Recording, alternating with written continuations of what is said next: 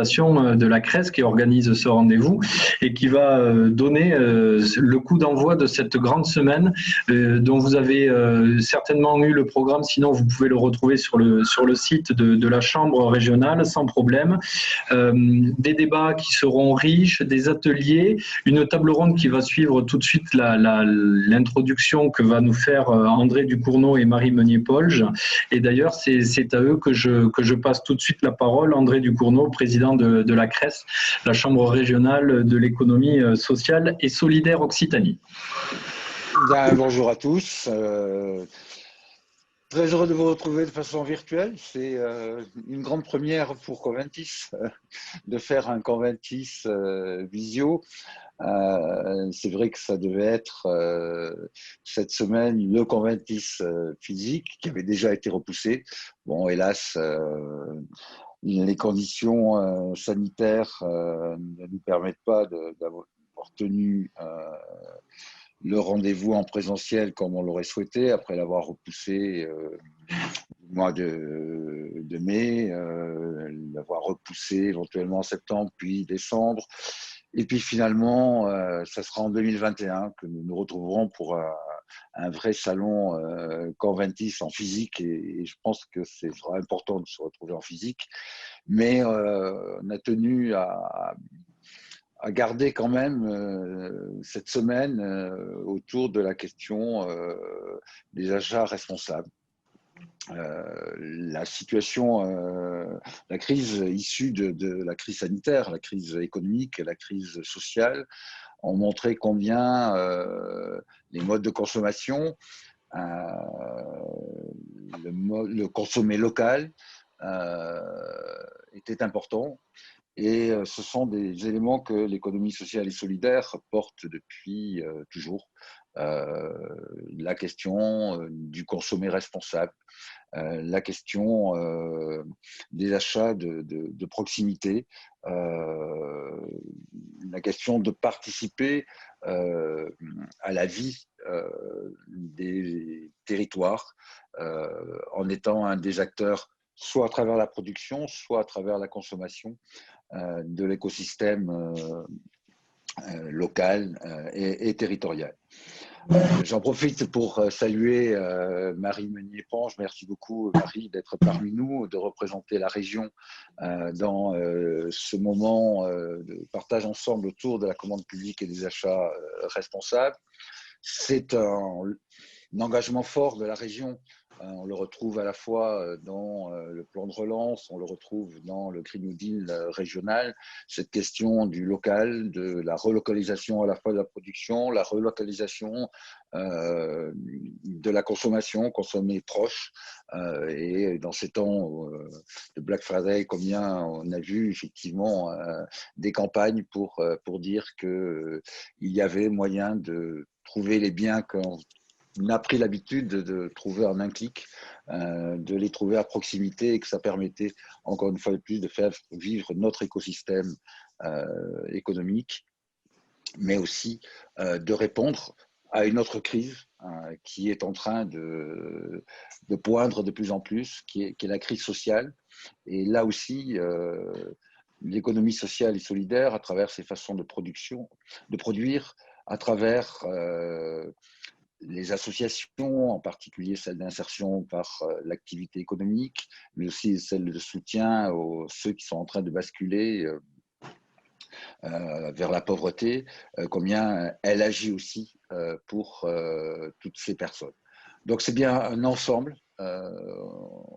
J'ai l'habitude de dire que la crise nous a rappelé qu'il n'y avait pas d'un côté le monde économique, de l'autre côté le monde du social et encore à côté le monde des questions de l'environnement, que tout ça est bien un système, fait système, et que en participant à une commande publique et des achats responsables, c'est aussi une façon de relever ces défis qui se présentent à nous. Merci en tous les cas d'être parmi nous cet après-midi pour cet échange en visio, mais en live. Quand je vois toujours écrit live sur Facebook, ça me fait sourire. Effectivement, on est bien en live, mais en direct, et c'est pas du live différé. Très bon après-midi à chacune et à chacun. Merci beaucoup André Ducournau pour ces mots d'introduction qui lancent officiellement cette semaine digitale. On va poursuivre le mot de lancement avec Marie Meunier-Paul. Vous êtes conseillère régionale de la région Occitanie, bien sûr, déléguée à l'économie sociale et solidaire. Et nous sommes ravis de vous avoir parmi nous pour ce lancement. Je vous passe la parole. Merci. Bien, bonjour à tous. Et bonjour à toutes. Bonjour bien sûr à André Ducournau, cher président de la CRES Occitanie. Beaucoup de plaisir à vous retrouver tous pour introduire cette semaine importante, la semaine des affaires et des achats socialement responsables en Occitanie. Ce sont des mots auxquels je tiens beaucoup et qui sont très structurants pour notre région, en tous les cas pour la région Occitanie. Ravi aussi de se retrouver sur un sujet sensible où l'économie sociale et solidaire est bien mise en avant quand nous sommes là à travers les achats responsables, vraiment au cœur des valeurs de l'économie sociale et solidaire et de cette semaine qui est adaptée donc à la situation que nous vivons. Et merci aussi à la CRES de l'avoir maintenue malgré le report du salon Coventis qui devait se faire bien évidemment, qui ne peut se faire parce que les circonstances ne s'y prêtent pas, mais comme l'a dit André, qui se fera prochainement en 2021. La commande publique responsable est un levier important pour le développement économique de nos territoires, qui en ont bien besoin aujourd'hui, cela a été dit, pour la création d'emplois bien sûr, mais aussi pour le développement de nouveaux modèles économiques et solidaires et circulaire aussi, je dirais aujourd'hui, parce qu'effectivement, nous sommes au cœur de cette économie circulaire qui émerge dans un cadre de situation économique importante, donc de crise économique importante. Parce que c'est souvent dans nos projets et dans nos territoires, que les projets et les entreprises naissent. Dans des situations économiques aussi, il y a le plus et le moins. Et elles se développent parce qu'ils répondent vraiment aux besoins les plus proches des habitants et des populations de ces territoires. Et la commande publique doit répondre et adapter ses marchés pour soutenir ces entreprises. En tous les cas, la commande publique régionale d'Occitanie, c'est ce qu'elle fait. Et la présidente Carole Delga suit attentivement cette commande publique. Laurence Dubois, d'ailleurs, qui doit être présente à la table ronde qui va suivre, qui est directrice de la commande publique régionale, vous en expliquera les détails. Cette crise sanitaire, et André l'a aussi dit tout à l'heure, elle se mue progressivement, et peut-être pas si progressivement maintenant, en crise sociale et économique, et elle interroge donc notre modèle de développement. Elle confirme aussi l'urgence environnementale et l'urgence sociale désormais, et nous pousse tous à repenser nos valeurs et la manière de construire l'action publique en général. À travers le Green New Deal, que la région a voté dernièrement. Il s'agit bien donc d'un plan de transformation et de développement économique. Le Green New Deal place l'économie et le territoire sur une trajectoire durable. Il réinvestit les fondamentaux et il construit un modèle plus résilient. Nous nous sommes appuyés sur la Convention citoyenne de septembre dernier, dans laquelle nous avons réuni 100 citoyens et citoyennes de la région Occitanie pour penser une nouvelle région et son développement économique. Et ces 3 jours qu'ils ont passés ensemble, beaucoup d'idées ont émergé et c'est à travers ces idées en grande partie que nous nous sommes appuyés pour construire le Green New Deal. Donc, je citerai un petit peu quelques exemples rapidement de ce plan de relance. Il y a là donc la plateforme intitulée d'Amazon. Alors cette plateforme, elle a été mise en place lors du premier confinement mars, avril, mai. Il s'agit d'une plateforme de produits non alimentaires et qui permet en quelques clics de consulter les artisans, de consulter les commerçants, les fabricants qui sont à proximité de nous. Car la région l'a bien compris, acheter local, c'est maintenir nos emplois. Il y a ensuite le plan de soutien à l'emploi et au BTP régional qui permet de relancer l'activité du bâtiment et des TPE et d'alimenter les carnets de commandes des entreprises régionales. Il y a aussi la plateforme Oxy-Alim, lancée le 21 septembre 2020, nouvelle centrale d'achat alimentaire qui s'adresse aux professionnels de la restauration publique. 10 lycées pour l'instant qui expérimentent l'outil pour un déploiement régional dès 2021, dès janvier 2021, en leur permettant d'accéder à des fournisseurs et des produits locaux. Cet outil s'inscrit vraiment dans ce pacte régional de l'alimentation durable sur lequel nous sommes très attentifs. Ces illustrations-là dont je viens de vous parler s'accompagnent également d'une exemplarité de notre propre collectivité quant à sa politique d'achat, qui est régie par un schéma de promotion des achats publics socialement et écologiquement responsables, le SPASER, qui a été voté il y a quelque temps en 2017, mais qui est très actif aujourd'hui. Et pareil, on va vous en parler tout à l'heure, elle va vous en parler dans la table ronde, vous en donner le détail. Nous avons donc tous ces outils en main. Il ne tient qu'à nous, qu'à vous, de les faire vivre collectivement, et la table ronde certainement qui va suivre va nous enrichir encore plus sur ce qui se fait dans notre grand territoire. Merci. Merci beaucoup Marie Meunier-Polge pour ces mots d'introduction. Effectivement, la table ronde qui va s'ouvrir tout de suite, les intervenants sont déjà connectés avec nous, s'intitule « Commande publique et achats responsables face à la dynamique de relance économique, enjeux et perspectives », parce que c'est bien là le sujet, comment la relance peut aussi profiter aux entreprises de l'économie sociale et solidaire. Et on va voir avec nos différents intervenants qu'il y a des mécanismes, des initiatives, notamment la région, vous venez d'en parler, Marie, qui vont rentrer en vigueur. Alors, pour évoquer tous ces thèmes sur cette première table ronde, j'ai le plaisir de saluer Laurence Dubois. Vous êtes la directrice de la commande publique et de l'achat à la région Occitanie. Ravi de vous avoir parmi nous. Lilian Pitot, vous êtes le vice-président de CAP Occitanie, qui est un réseau régional des entreprises adaptées. Vous êtes aussi le directeur de l'entreprise GDAS. Vous nous expliquerez par votre témoignage comment vous insérez vous espérez que ce plan de relance profite à tous. Christophe Divy, vous nous flécherez d'autres opportunités pour la relance. Vous êtes le directeur de l'économie sociale et solidaire 2024, ESS 2024. Les canaux, c'est évidemment en rapport avec les Jeux olympiques de Paris 2024 qui doivent aussi avoir des retombées et pour tous les territoires et pour toutes les entreprises, notamment les entreprises de l'économie sociale et solidaire. Et enfin, Anne-Laure Federici, vous êtes la déléguée du RTES. Alors le RTES, c'est un réseau de collectivités locales pour une économie solidaire et nous partagerons avec vous des bonnes pratiques, des initiatives que vous avez pu observer parmi les collectivités qui adhèrent à votre réseau. Alors nous verrons comment les acteurs ou les partenaires de l'économie sociale et solidaire réunis, dont vous aurez un petit échantillon autour de la table ronde, peuvent apporter une réponse dans la relance économique et comment on peut espérer que la relance profite également au secteur de l'économie sociale et solidaire. Alors peut-être pour commencer, Laurence Dubois, donc je le rappelle, vous êtes la directrice de la commande publique à la région Occitanie.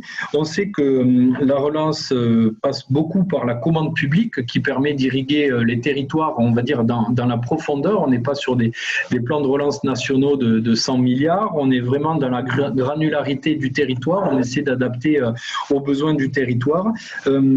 Comment est-ce que les achats publics sont un levier de relance, mais Marie Meunier-Polge, je l'ai dit aussi, c'est aussi un levier, la commande publique, de développement économique, et c'est aussi un moyen de soutenir des créations d'emplois et le développement de nouveaux modèles économiques comme l'économie sociale et solidaire. C'est beaucoup, oui, mais on est là pour débattre. Alors, la commande publique, c'est un levier de développement économique parce que ça apporte en fait des affaires aux entreprises, bien évidemment. Et sur la façon de le faire et sur la façon dont on peut ouvrir cette commande publique aux entreprises et principalement aux entreprises locales, puisque c'est l'objet ici, il y a plusieurs leviers. Marie Meunier-Polge, je parlais tout à l'heure du SPASER qu'on a adopté il y a maintenant 3 ans, bientôt 4, dans lesquels on a donné des objectifs, notamment 80% de PME, et donc d'entreprises locales. On les a dépassés, on est à 88% là. 1% de marché réservé aux structures d'insertion par l'activité économique, 30% de marché notifié comprenant une clause sociale, 35% de marché... Alors, je parle là de clause de choix. 35% de marché notifié comprenant une clause environnementale et 3% de marché notifié comprenant des achats innovants. Donc ça, ce sont les objectifs. Pour certains, on les a déjà dépassés, pour d'autres, On a jusqu'en 2021, c'est l'objectif, notamment les clauses environnementales, où là, on progresse. On était en 2019 à 15%, là, on va dépasser les plus de 20%. Je parle encore des critères de choix, je ne parle pas des critères d'exécution, puisque là, on les a dans quasiment tous nos marchés. Ça, c'est un premier point. On s'est attaché immédiatement également à découper nos marchés le plus possible en allotissements. Pour vous donner un ordre d'idée, on était en 2018 à 2400 marchés, c'est-à-dire lots. On est à plus de 3600 là maintenant, c'est-à-dire qu'à chaque fois, on essaye d'allotir le plus possible pour pouvoir dimensionner les marchés au bassin ou aux activités. Alors, ce n'est pas du saucissonnage, on adapte bien en fonction d'eux, tout est raisonné. Mais c'est la seule façon en fait de permettre d'ouvrir ces marchés-là à tous les types d'entreprises, y compris à des PME. Donc ça, c'est les objectifs qu'on s'est assignés il y a quelque temps. On les a revus en intégrant ce dont parlait également Mme Meunier-Polsch tout à l'heure, l'économie circulaire, en intégrant également la RSE, qui est pour nous quelque chose de très compliqué à mettre en place, puisque pour intégrer de la RSE, il faut que l'objet du marché corresponde aux critères de RSE, c'est-à-dire si vous faites un marché de formation, on va demander une exemplarité, par exemple, le contenu de la formation en matière de RSE. Par contre, ça nous est très compliqué de le demander pour des fournisseurs. Donc, on a commencé à lancer les premiers marchés il y a quelque temps. On en a lancé là récemment en matière de... Alors, je m'interromps parce qu'il y a un bruit de fond. Donc, du coup, j'ai perdu mon fil en matière de transport. Donc, on était sur du RSE. Et là, on met en place des dispositifs puisque nos deux axes, désormais, fin 2020-2021, de travail, ce sont l'économie circulaire, les circuits courts. Donc, on a expérimenté en 2020, alors évidemment avec le ralentissement que l'on connaît au printemps 2020, la centrale Oxitalim, dont on vous a parlé tout à l'heure, qui va être généralisée en janvier et dans lesquelles on inclut, il y a déjà d'ailleurs des entreprises de SS qui sont titulaires de marché, et dans lesquelles on inclut des critères, notamment la qualité des contrats entre les distributeurs et le producteur, et sur lesquels à terme on cible également, donc d'ici septembre, des entreprises de SS. Justement, cette centrale d'achat des produits locaux alimentaires, Oxyalim, combien vous avez d'adhérents ou de fournisseurs référencés pour l'instant? Les fournisseurs référencés, je ne sais plus, mais on en a très peu, on doit en avoir une quarantaine à peu près là. On a 10 lycées pour l'instant qui sont adhérents, sachant que l'objectif c'était de tester justement la rédaction de ces marchés pour savoir si les entreprises étaient en mesure, ou les associations, en tout cas les vendeurs étaient en mesure de répondre à ce type de marché et s'il y avait l'offre en face. C'est-à-dire qu'en fait, on avait une offre et également un besoin en face. C'est-à-dire qu'on travaille, alors je vais peut-être vous l'expliquer différemment, au sein de la commande publique régionale, on va travailler sur la structuration de l'offre et on va travailler sur le dimensionnement également du besoin. Pour cette centrale-là, il y a eu un très gros sourcing qui a été fait notamment par l'agence ADOC, mais également par la DAF chez nous, qui est en charge de l'agriculture et de l'agroalimentaire, pour connaître l'offre en région ou l'inexistence éventuellement aussi de l'offre en région. On a commencé à monter les marchés également en faisant une grosse recherche auprès du réseau des acheteurs que l'on connaissait pour connaître à peu près ce qui avait été fait, comment on pouvait encore l'adapter, le perfectionner, ce qui est en cours à l'heure actuelle. Et donc, une fois cette expérimentation passée, on va lancer les marchés là qui devront être publiés au mois de mars, ensuite en septembre, ensuite donc de façon à ouvrir davantage cette centrale d'alimentation. Parce que La difficulté que vous avez fait, enfin ADOC et vos services ont fait un travail de cartographie parce qu'effectivement, parfois la réponse aux besoins que peuvent exprimer par exemple une dizaine de lycées en termes de volume, c'est parfois difficile pour certains acteurs de garantir des volumes sur le long terme. Alors, c'est compliqué de garantir sur une cantine effectivement des volumes sur le long terme pour les acheteurs eux-mêmes. Donc, ça demande une constance, ça demande que si on s'engage effectivement sur des quantités, on s'engage également sur la durée. Et du coup, il faut pouvoir aussi structurer en face l'offre, par exemple, si c'est de l'offre très périssable comme des salades, comme il y a peut-être aussi des groupements qui sont nécessaires pour ce type de réponse. L'acheminement également, la logistique, puisqu'on est en train d'analyser également comment est-ce qu'on peut faire pour aider au niveau logistique sur la centrale Occitalim. Donc voilà, on construit chemin faisant. Et je crois savoir que cette plateforme a vocation à alimenter les cantines, mais après vous voulez l'ouvrir aussi à d'autres acteurs publics, pas uniquement de la région Occitanie. Ah oui, oui, non. Alors déjà, effectivement, c'est ouvert au niveau des gestionnaires de lycée. Et ensuite, effectivement, elle pourra être ouverte, puisque la DAF a reçu énormément de demandes à ce sujet, sur d'autres acheteurs publics. On ne peut pas l'ouvrir sur des acheteurs privés, mais par contre, on pourra l'ouvrir effectivement sur des acheteurs publics qui pourront être adhérents de la centrale. Ça participera à garantir des volumes de commandes pour les producteurs qui ne seront pas uniquement monoclients, je dirais, avec la région. Alors, dans la liste, on fournit déjà la liste de toute façon des clients potentiels auxquels ce marché sera adressé, puisque chaque client a une ouverture de marché. C'est-à-dire le lycée, il va avoir droit à tel marché sur sa zone. Sinon, c'est trop compliqué à gérer. Et effectivement, là, ça pourra accroître le nombre d'acheteurs potentiels. Tout à l'heure, vous avez évoqué la qualité des relations entre le producteur et le distributeur. Qu'est-ce que vous exigez, vous, dans cette relation, justement, dans une démarche RSE? Alors, à ce stade-là, on leur demande de décrire leur méthodologie, la façon dont ils travaillent.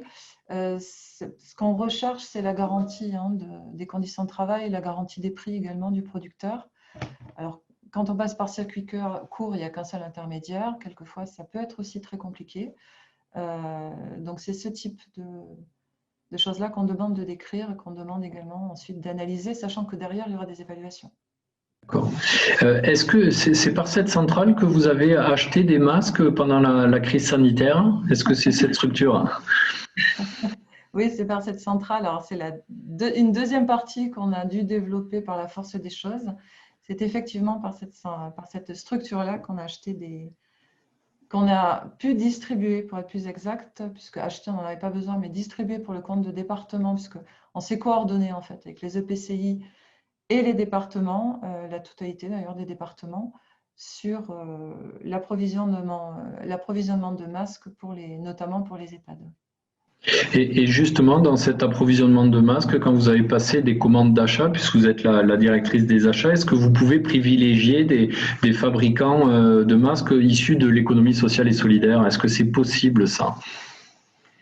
Alors, en dehors de la crise sanitaire où l'urgence a prévalu, le Code permet de réserver des marchés à des entreprises sociales et solidaires, à des entreprises d'insertion également. Donc ça, c'est possible. Ouais. Ça a été fait, d'ailleurs, ça a été fait même pendant la crise. Après, il y a eu quelques soucis d'approvisionnement, mais qui étaient indépendamment. La conjoncture faisait que, mais on l'a déjà utilisé de toute façon et on a déjà utilisé ce type de marché. La difficulté, c'est ce que je disais tout à l'heure, c'est que vraiment ça demande pour nous un très gros travail de sourcing préalable pour connaître les entreprises dans des secteurs, quelquefois des niches, et puis surtout leur capacité d'approvisionnement, de production, voilà.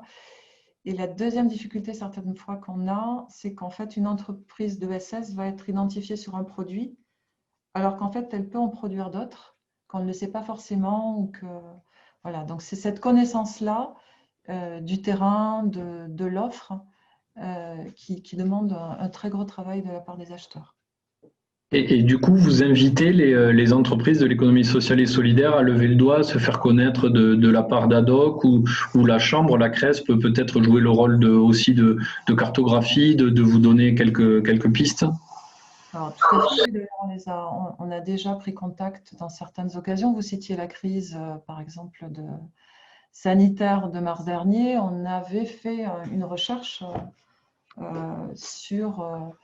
avec les réseaux d'ESS, avec leur appui, pour essayer de trouver comment on pouvait ne pas uniquement acheter des EPI jetables, mais également recyclables. Est-ce qu'il y avait des problématiques de blanchiment, de désinfection de ces vêtements qui pouvaient être faits?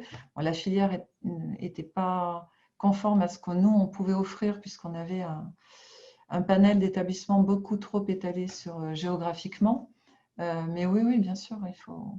En fait, on a des acheteurs en région, mais dans les autres collectivités aussi, la plupart du temps, qui font du sourcing. Donc, il faut pouvoir se faire connaître. Alors, quand l'offre est en ligne, là, évidemment, on ne peut plus. Mais bien avant, ou même en permanence, parce que de toute façon, une collectivité comme la nôtre, ou une métro, ou un département, ont des offres en permanence. Il faut pouvoir se faire connaître et ne pas hésiter à rencontrer les acheteurs pour leur expliquer leurs besoins, l'offre, pardon, excusez-moi, mais surtout aussi l'étendue de l'offre. Parce que quelquefois, vous allez cibler un acheteur par rapport à ce que vous pensez être son besoin, alors qu'en réalité, c'est peut-être pas ce besoin-là qui va l'intéresser, mais autre chose que vous allez produire qui pourrait être plus intéressant pour lui parce qu'il y a un créneau, parce qu'il y a une possibilité à ce moment-là. Alors, la région Occitanie, Carole Delga l'a annoncé, travaille à la relocalisation de chaînes de production, la réindustrialisation de notre territoire. Comment ce mouvement peut aider les entreprises de l'économie sociale et solidaire? Est-ce qu'elles ont leur part à prendre dans ce mouvement? Oui, bien sûr, elles le savent d'ailleurs, j'imagine. Il y a plusieurs leviers.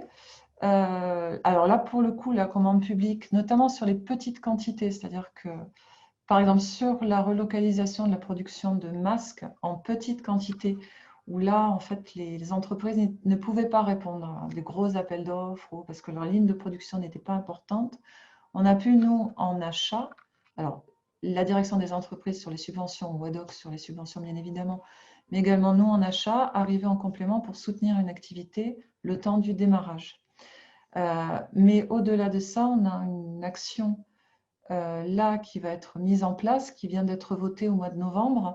Donc il y a la même chose côté entreprise, mais là on parle du côté acheteur public, qui est un marché d'analyse de la chaîne de fournisseurs et de sous-traitance des acheteurs publics. Donc on va l'expérimenter déjà sur nous, de façon à identifier où sont produits et où sont approvisionnés toutes les fournitures, tous les équipements achetés, mais je parle aussi des matières premières, achetées dans notre cas. Et ensuite, quelles sont les zones à risque, quelles sont les zones que l'on peut faire évoluer, et comment juridiquement on peut les faire évoluer également. Et si cette étude fonctionne, on pourra, en tout cas via la centrale dont on a parlé tout à l'heure aussi, la proposer aux collectivités territoriales qui le souhaitent. Voilà.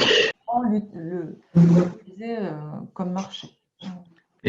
Un des gros postes d'achat pour la région, c'est la rénovation et la construction des lycées. Est-ce que sur cette thématique-là, vous pouvez essayer de sourcer des fournisseurs, soit de l'économie circulaire, soit locaux ou appartenant à l'économie sociale et solidaire? Quand vous préparez ce rendez-vous, vous preniez l'exemple de Fenêtre, par exemple, qui allait, dans le cadre d'une rénovation, rejoindre une recyclerie. Alors, nous, on a quand même un gros travail à faire de notre côté aussi pour convaincre les acheteurs dans les directions opérationnelles et pour former aussi. Donc, on a toute une progression qui est en cours là. Alors, effectivement, je vous avais parlé des fenêtres et des identifications de recyclerie. Là, ce que l'on est en train de faire, alors je vais vous citer l'exemple des perturbateurs endocriniens, puisqu'on a été primé l'an dernier, la région a une grosse action en la matière. Donc là, on est en train de faire vérifier par un expert la totalité de nos marchés au niveau des clauses et au niveau de ce qui est demandé. Est-ce que c'est suffisant ou pas? Donc, si on le fait, c'est que ce n'est pas suffisant. Donc, on connaissait déjà la réponse. Mais là, du coup, l'expert est en train de nous aider à rédiger nos clauses et à réintégrer dans les CCTP, dans les cahiers des charges techniques, ce qu'il faudrait qu'on puisse mettre pour que, en fait, en matière de chasse aux perturbateurs endocriniens, on soit beaucoup plus performant. C'est la même chose ensuite, évidemment, pour l'ESS, puisqu'il faut que ce soit aussi, dans certains cas, intégré dans les CCTP. Et quelquefois, on ne sait pas faire. Quelquefois, on va faire un copier-coller de ce qui était déjà fait précédemment. Donc, il y a toute une réflexion, effectivement, à ce niveau-là, qui est en train d'être menée. Comment vous procédez pour identifier les chantiers où vous pouvez exiger de la maîtrise d'œuvre, un recours à l'économie sociale et solidaire? Parce qu'on parlait du problème de sourcing. Si vous construisez un lycée dans un département rural, par exemple, avant d'exiger un recours à l'économie sociale et solidaire, il faut s'assurer, j'imagine, que sur le territoire sont installés des acteurs de l'économie sociale et solidaire. Il y a un travail préalable quand même, vous ne pouvez pas le demander pour tous les marchés? Non, et ce serait pas judicieux quelquefois, mais oui, effectivement, on va cibler en fonction de ce qui existe sur le territoire, en fonction de la nature également et du timing quelquefois du projet. On va cibler par rapport au CCTP. En fait, c'est l'action qu'on est en train de mettre en place. C'est-à-dire que si on close déjà suffisamment le marché de maîtrise d'œuvre, et que dans le marché de maîtrise d'œuvre, on indique déjà qu'on veut de l'économie circulaire, qu'on veut tel type de prestation, qu'on demande des marchés réservés ESS dans le cadre de l'exécution, à ce moment-là, on aura moins de difficultés à le faire en termes de travaux. Mais encore faut-il effectivement, c'est pour ça que ça nous demande beaucoup, quelquefois c'est 2 ans à l'avance, hein, avant même de lancer les marchés, de savoir quand même que c'est possible. En Lozère, par exemple, on l'a fait pour une entreprise d'insertion par l'économique. On a fait un gros travail de sourcing et toutes les équipes ont fait un gros travail de sourcing pour être sûr quand même qu'il y avait des entreprises en capacité de répondre. Du coup, par votre commande, vous avez le pouvoir de structurer des filières quand même, d'essayer de faire s'organiser les entreprises de l'économie sociale et solidaire ensemble. Et je crois d'ailleurs que vous essayez de les inciter à se regrouper, à faire des groupements pour répondre à des appels d'offres, par exemple, pour pouvoir garantir des volumes notamment. Alors, appel d'offres ou MAPA, oui. C'est-à-dire qu'on va ouvrir, on va éviter... On va analyser si on fait un groupement solidaire ou non solidaire en fonction des entreprises en capacité de répondre. On a travaillé beaucoup sur les avances également de façon à alléger la trésorerie le plus possible des entreprises. Et puis, alors j'ai déjà oublié votre question parce que du coup j'ai répondu à la fin, mais pas au début de votre question. La question, c'était savoir si vous étiez aussi un structurateur de filière par votre commande. Pardon. Alors oui, en 2016, en fait, on avait signé le premier contrat de filière du bâtiment.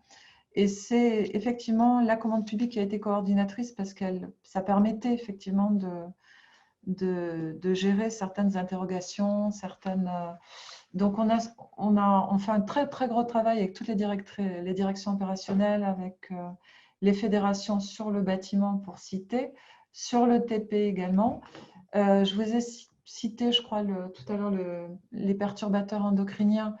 On est également en train de travailler avec la direction de la solidarité, avec la direction, avec la DAF, pour structurer des structures qui ne sont pas forcément verticales, c'est-à-dire plutôt des structures, des secteurs transverses comme l'emballage, comme pour essayer de trouver... Alors, hop, je me débarrasse du chat, excusez-moi. Pour essayer de trouver des solutions. Alors, par exemple, pour l'emballage, on a commencé à mettre dans nos marchés qu'on demandait le moins possible de plastique, sachant que dans 4 ans, et on commence à avertir dans nos marchés, ce sera tel pourcentage, et puis dans 6 ans, ce sera 0. Donc, on structure comme ça, c'est-à-dire par le besoin. on structure le plus possible ces filières en donnant quelquefois quand même du temps. Parce que si tout de suite, sur une ligne de découpe, pour quelqu'un qui vient tout juste d'investir dans de l'emballage, sur de la volaille ou si on lui dit non, là, on vous change tout du jour au lendemain, on déstabilise un secteur peut-être, et puis c'est très compliqué à obtenir tout de suite. Donc, on va donner des délais et oui, effectivement, via les besoins, on structure l'offre le plus possible derrière. Oui, vous essayez de donner de la profondeur, de la visibilité moyen-long terme pour que les acteurs aient le temps de s'organiser. Voilà, et l'ADEI via les contrats de filière ou ce qu'on fait collectivement, on donne des objectifs également. Voilà sur quoi on s'entend à moyen terme, à 4 ans, à 6 ans, et voilà ce vers quoi on tend. Et ce qui laisse le temps aux acteurs de s'organiser. Et je crois que vous essayez aussi d'inciter les acteurs, les entreprises de l'économie sociale et solidaire à s'essayer sur de la petite commande publique pour se familiariser avec les processus qui sont parfois pour une petite structure parfois un peu ésotérique, un peu lourd. Vous leur conseillez de commencer, de s'initier par des petites commandes pour après pouvoir réfléchir à aborder des marchés plus importants, voire à constituer des groupements avec des partenaires. Alors oui, il y a deux choses. La première chose, c'est qu'effectivement, lorsqu'une entreprise ne connaît pas du tout l'achat public, c'est très très lourd. En fait, c'est un travail de juriste, hein, une réponse il y a le travail du technicien qui est la réponse technique, et puis il y a toutes les pièces à fournir derrière, il y a la vérification du CCTP, donc c'est très très lourd. Du coup, pour bien connaître un petit peu ce milieu-là, effectivement, on a la possibilité, lorsqu'on peut, de faire des petites commandes de moins de 40 000 € qui permettent déjà à une entreprise de savoir ce dont il retourne, qu'est-ce qu'on attend d'eux, voilà, quelles sont nos préoccupations, comment est-ce que ça fonctionne. Et d'autre part, on a un deuxième projet qui était le projet de la présidente qu'on a tardé à mettre en œuvre, mais qui va être mis en œuvre en début d'année à peu près, puisqu'on va ouvrir un site en fait où les entreprises vont pouvoir se référencer entre elles, hein, et pouvoir présenter leurs produits et se proposer soit en sous-traitance, soit en co-traitance, soit en groupement, selon les offres qui vont être proposées. Voilà. D'accord. Merci beaucoup. En tout cas, c'était très riche. On voit qu'il y a beaucoup d'initiatives qui sont lancées par la région Occitanie en matière d'achat. Voilà, j'invite tout le monde à refaire le replay qu'on aura terminé parce que c'était très dense. Mais effectivement, je pense que la commande publique peut être vraiment un structurateur de filière. Merci en tout cas, Laurence Dubois, pour votre témoignage. On va se tourner vers Christophe Divy. Alors, vous êtes le directeur ESS 2024 Les Canaux. Alors, de quoi on parle? En fait, le comité d'organisation de Paris 2024, on est sur les JO, c'est associé au Canaux, qui est la maison des économies sociales et solidaires pour développer la plateforme ESS 2024. C'est une plateforme solidaire qui doit permettre aux entreprises de l'économie sociale et solidaire d'accéder au marché de Paris 2024 jusque dans les territoires, pas uniquement en Île-de-France. Et vous allez nous l'expliquer. Vous avez une petite présentation, je crois, des slides avec des chiffres parce que les volumes en jeu sont considérables, je crois, Christophe. Oui, tout à fait. Bonjour à tous. Merci beaucoup pour l'initiative. Merci à la région et merci à la CRES pour l'organisation de cet événement. Je suis ravi d'être avec vous cet après-midi, en effet, pour témoigner de ce qu'on développe dans le cadre de l'organisation de ce grand projet, Paris 2024, les Jeux Olympiques et Paralympiques. Vous allez voir que même si on parle de Paris 2024, en réalité, c'est un projet d'intérêt national. Et donc, la dynamique économique qu'on souhaite voir entraîner va y compris concerner la région Occitanie en premier lieu. Et du coup, parce qu'on considère comme vous, on a la même conviction, à savoir que le levier des achats doit être un levier absolument primordial à activer pour venir soutenir, consolider, accélérer le développement des entreprises de l'économie sociale et solidaire, de l'économie circulaire. On a considéré qu'effectivement, la fenêtre de visibilité de ce grand projet, l'effet d'accroche, l'effet de notoriété autour de ce grand projet, le temps aussi qu'on a devant nous, puisqu'il reste 3 ans et demi jusqu'en 2024, mais on a commencé à travailler sur ce projet il y a déjà 2 ans et demi, donc on a considéré qu'effectivement, avec 6 ans devant nous, ça pouvait nous permettre d'initier un certain nombre d'actions, de réalisations très structurantes structurantes, pour faire en sorte que les entreprises de l'ESS, cet écosystème qui effectivement n'a pas forcément l'habitude et pas toujours aguerri pour répondre à des marchés publics, puissent malgré tout être sur la même ligne de départ que d'autres entreprises, que d'autres acteurs économiques classiques. Et donc c'est dans ce sens-là qu'on a travaillé avec les organisateurs des Jeux pour faire en sorte que les enjeux d'inclusion, les enjeux de solidarité, les enjeux de développement économique local soient assez élevés dans le projet d'ensemble, dans l'ambition du projet d'ensemble. Et donc nous, la plateforme ESS 2024, dont j'ai la responsabilité avec une équipe dédiée, il faut la concevoir un petit peu cette plateforme comme étant le bras armé ou comme étant l'opérateur de Paris 2024, de toutes les parties prenantes qui vont organiser cet événement sur le volet des achats solidaires. Ça veut dire qu'on va, grâce à cette plateforme, proposer un certain nombre de services, d'accompagnement, d'appui, de conseils, à la fois auprès des acheteurs et aussi auprès des entreprises, pour faire en sorte qu'on puisse aller le plus loin possible dans l'accès au marché lié à ce grand projet pour les entreprises de l'ESS. Alors, pourquoi est-ce qu'on s'est attaqué à ce grand projet? Je vais vous présenter ensuite quelques chiffres. En effet, on considère que, sans vous abreuver malgré tout de trop d'éléments, mais je pense que des éléments quand même assez rapides de cadrage sont importants. C'est un projet Paris 2024 qui pèse 6,8 milliards d'euros de budget, quasiment 7 milliards d'euros. Sur ces 7 milliards d'euros, on va avoir 5,5 milliards d'euros de marché public. Sur ces marchés publics, il faut distinguer deux grands blocs. Il y a un bloc qui concerne l'ensemble des marchés liés à l'aménagement, à la rénovation ou à la construction d'un certain nombre d'infrastructures et d'équipements qui vont notamment accueillir les compétitions. Et ça pèse 3 milliards d'euros. Sur ces 3 milliards d'euros, on a un établissement public qui s'appelle la Société de livraison des ouvrages olympiques. C'est un établissement public d'État qui a été créé de manière dédiée pour le grand projet, qui va lancer les marchés. Et donc, on a travaillé avec eux beaucoup. Ça a été l'œuvre de 2018 essentiellement, pour qu'on ait des objectifs très élevés, très volontaristes sur l'ESS.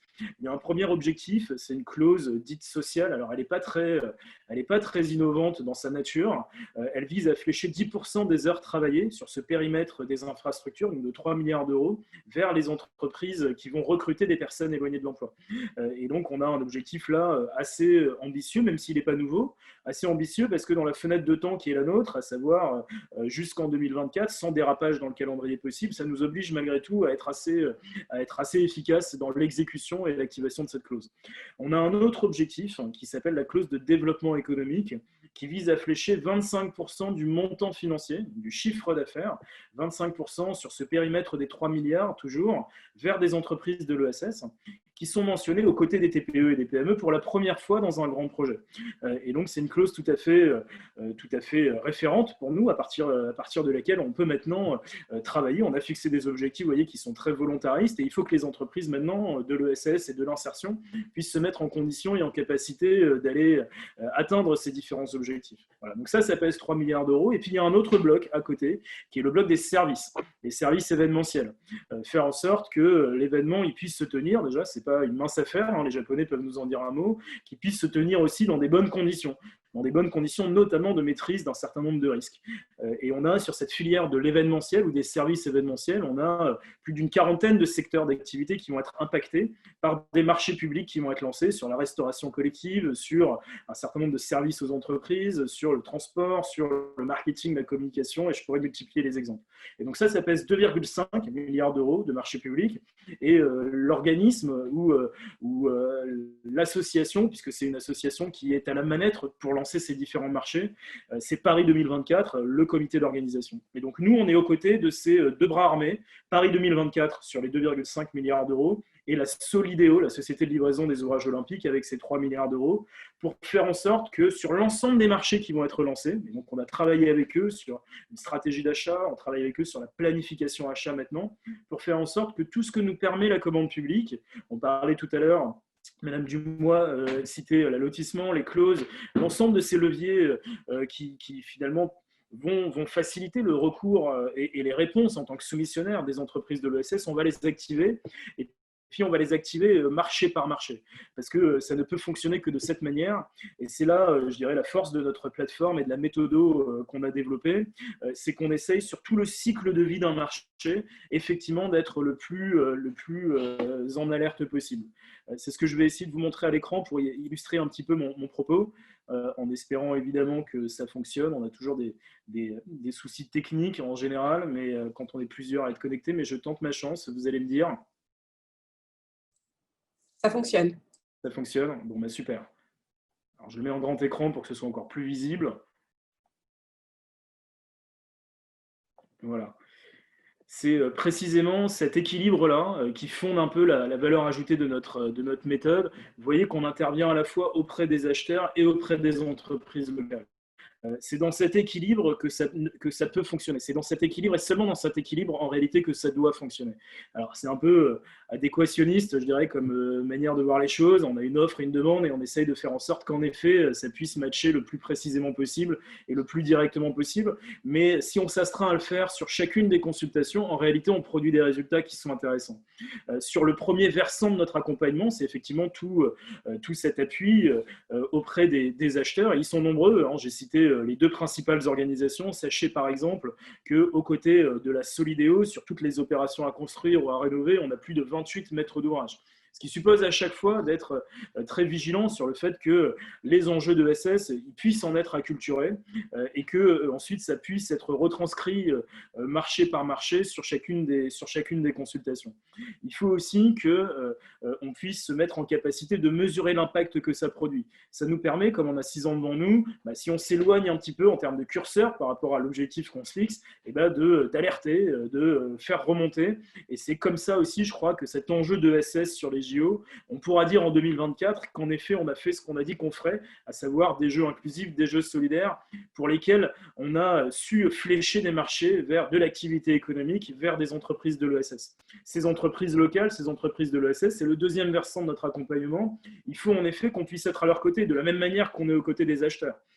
Il faut qu'on puisse leur donner l'ensemble des outils, l'ensemble des moyens qui vont leur permettre d'être en situation de répondre. C'est une grande compétition, les marchés publics. C'est une grande compétition, les marchés publics, sur les Jeux olympiques et paralympiques. Et donc, ça suppose en effet de s'y préparer. De s'y préparer avant que les marchés soient lancés. C'est ce qu'on essaye de faire au maximum. Ce n'est pas évident. Il faut prendre ce temps d'avance. Il faut anticiper le calendrier de publication. Et c'est pour ça qu'on est aux côtés des acheteurs. C'est pour ça qu'on va chercher cette information, qu'on la collecte et qu'on la diffuse à tout cet écosystème des entreprises de l'ESS pour qu'en effet, elles puissent se mettre notamment dans une logique de constitution de consortium de réponse. C'est des marchés plutôt gros et il faut que ça passe par des groupements. Et pour que ça passe par des groupements, il faut savoir avec qui se grouper, il faut savoir comment se grouper et il faut savoir ce que chacun va apporter dans le groupement. Et donc tout ça, évidemment, ça prend un peu de temps de maturation. Et notre travail à nous, c'est de faire en sorte que cette maturation, elle puisse être le plus efficace possible sur le plus grand nombre de secteurs d'achat ou de filières d'activité possibles. Et donc, c'est bien cet équilibre-là qui constitue notre intervention. Alors, pour faire ça, on a effectivement un outil de sourcing qui n'est pas un outil de sourcing lambda, qui n'est pas un outil de sourcing qui vient se substituer à tout ce qui existe déjà comme annuaire d'entreprise ou de solution. On essaye au maximum de venir qualifier l'information. C'est primordial parce que ça permet d'analyser le plus, je crois, le plus finement possible. On s'y astreint en tout cas, c'est d'autant plus vrai en 2020, d'analyser notamment la santé financière des entreprises de l'ESS. Est-ce que oui ou non, elles sont en capacité demain de produire, de prester, d'équiper, de fournir des services et jusqu'à quel niveau? Est-ce qu'elles sont prêtes à le faire avec d'autres entreprises? Est-ce qu'elles ont déjà répondu à des marchés publics? Quelles difficultés elles ont rencontrées? Qu'est-ce que ça génère du coup comme besoin d'appui et d'accompagnement? Et tout ça vient nourrir notre base de données qualifiée. On est par ailleurs, évidemment, il faut un peu de données aussi en intelligence artificielle pour objectiver les choses. Et c'est pour ça qu'on est en partenariat avec une base de sourcing qui s'appelle Silex et qui vient du coup compléter nos données.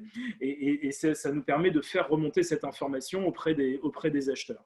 Vous voyez, vous avez là un cycle type de vie d'un marché. Alors évidemment, c'est théorique, mais ça permet d'illustrer un petit peu notre accompagnement. On intervient de l'amont jusqu'en aval.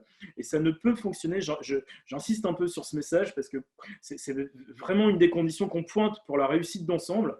C'est cet accompagnement tout du long de la vie des marchés. On continue depuis la rédaction, la phase de rédaction, un peu même en amont, sur la définition de la stratégie, de la programmation, jusqu'en aval pour vigiler en effet le démarrage de l'exécution l'exécution des prestations.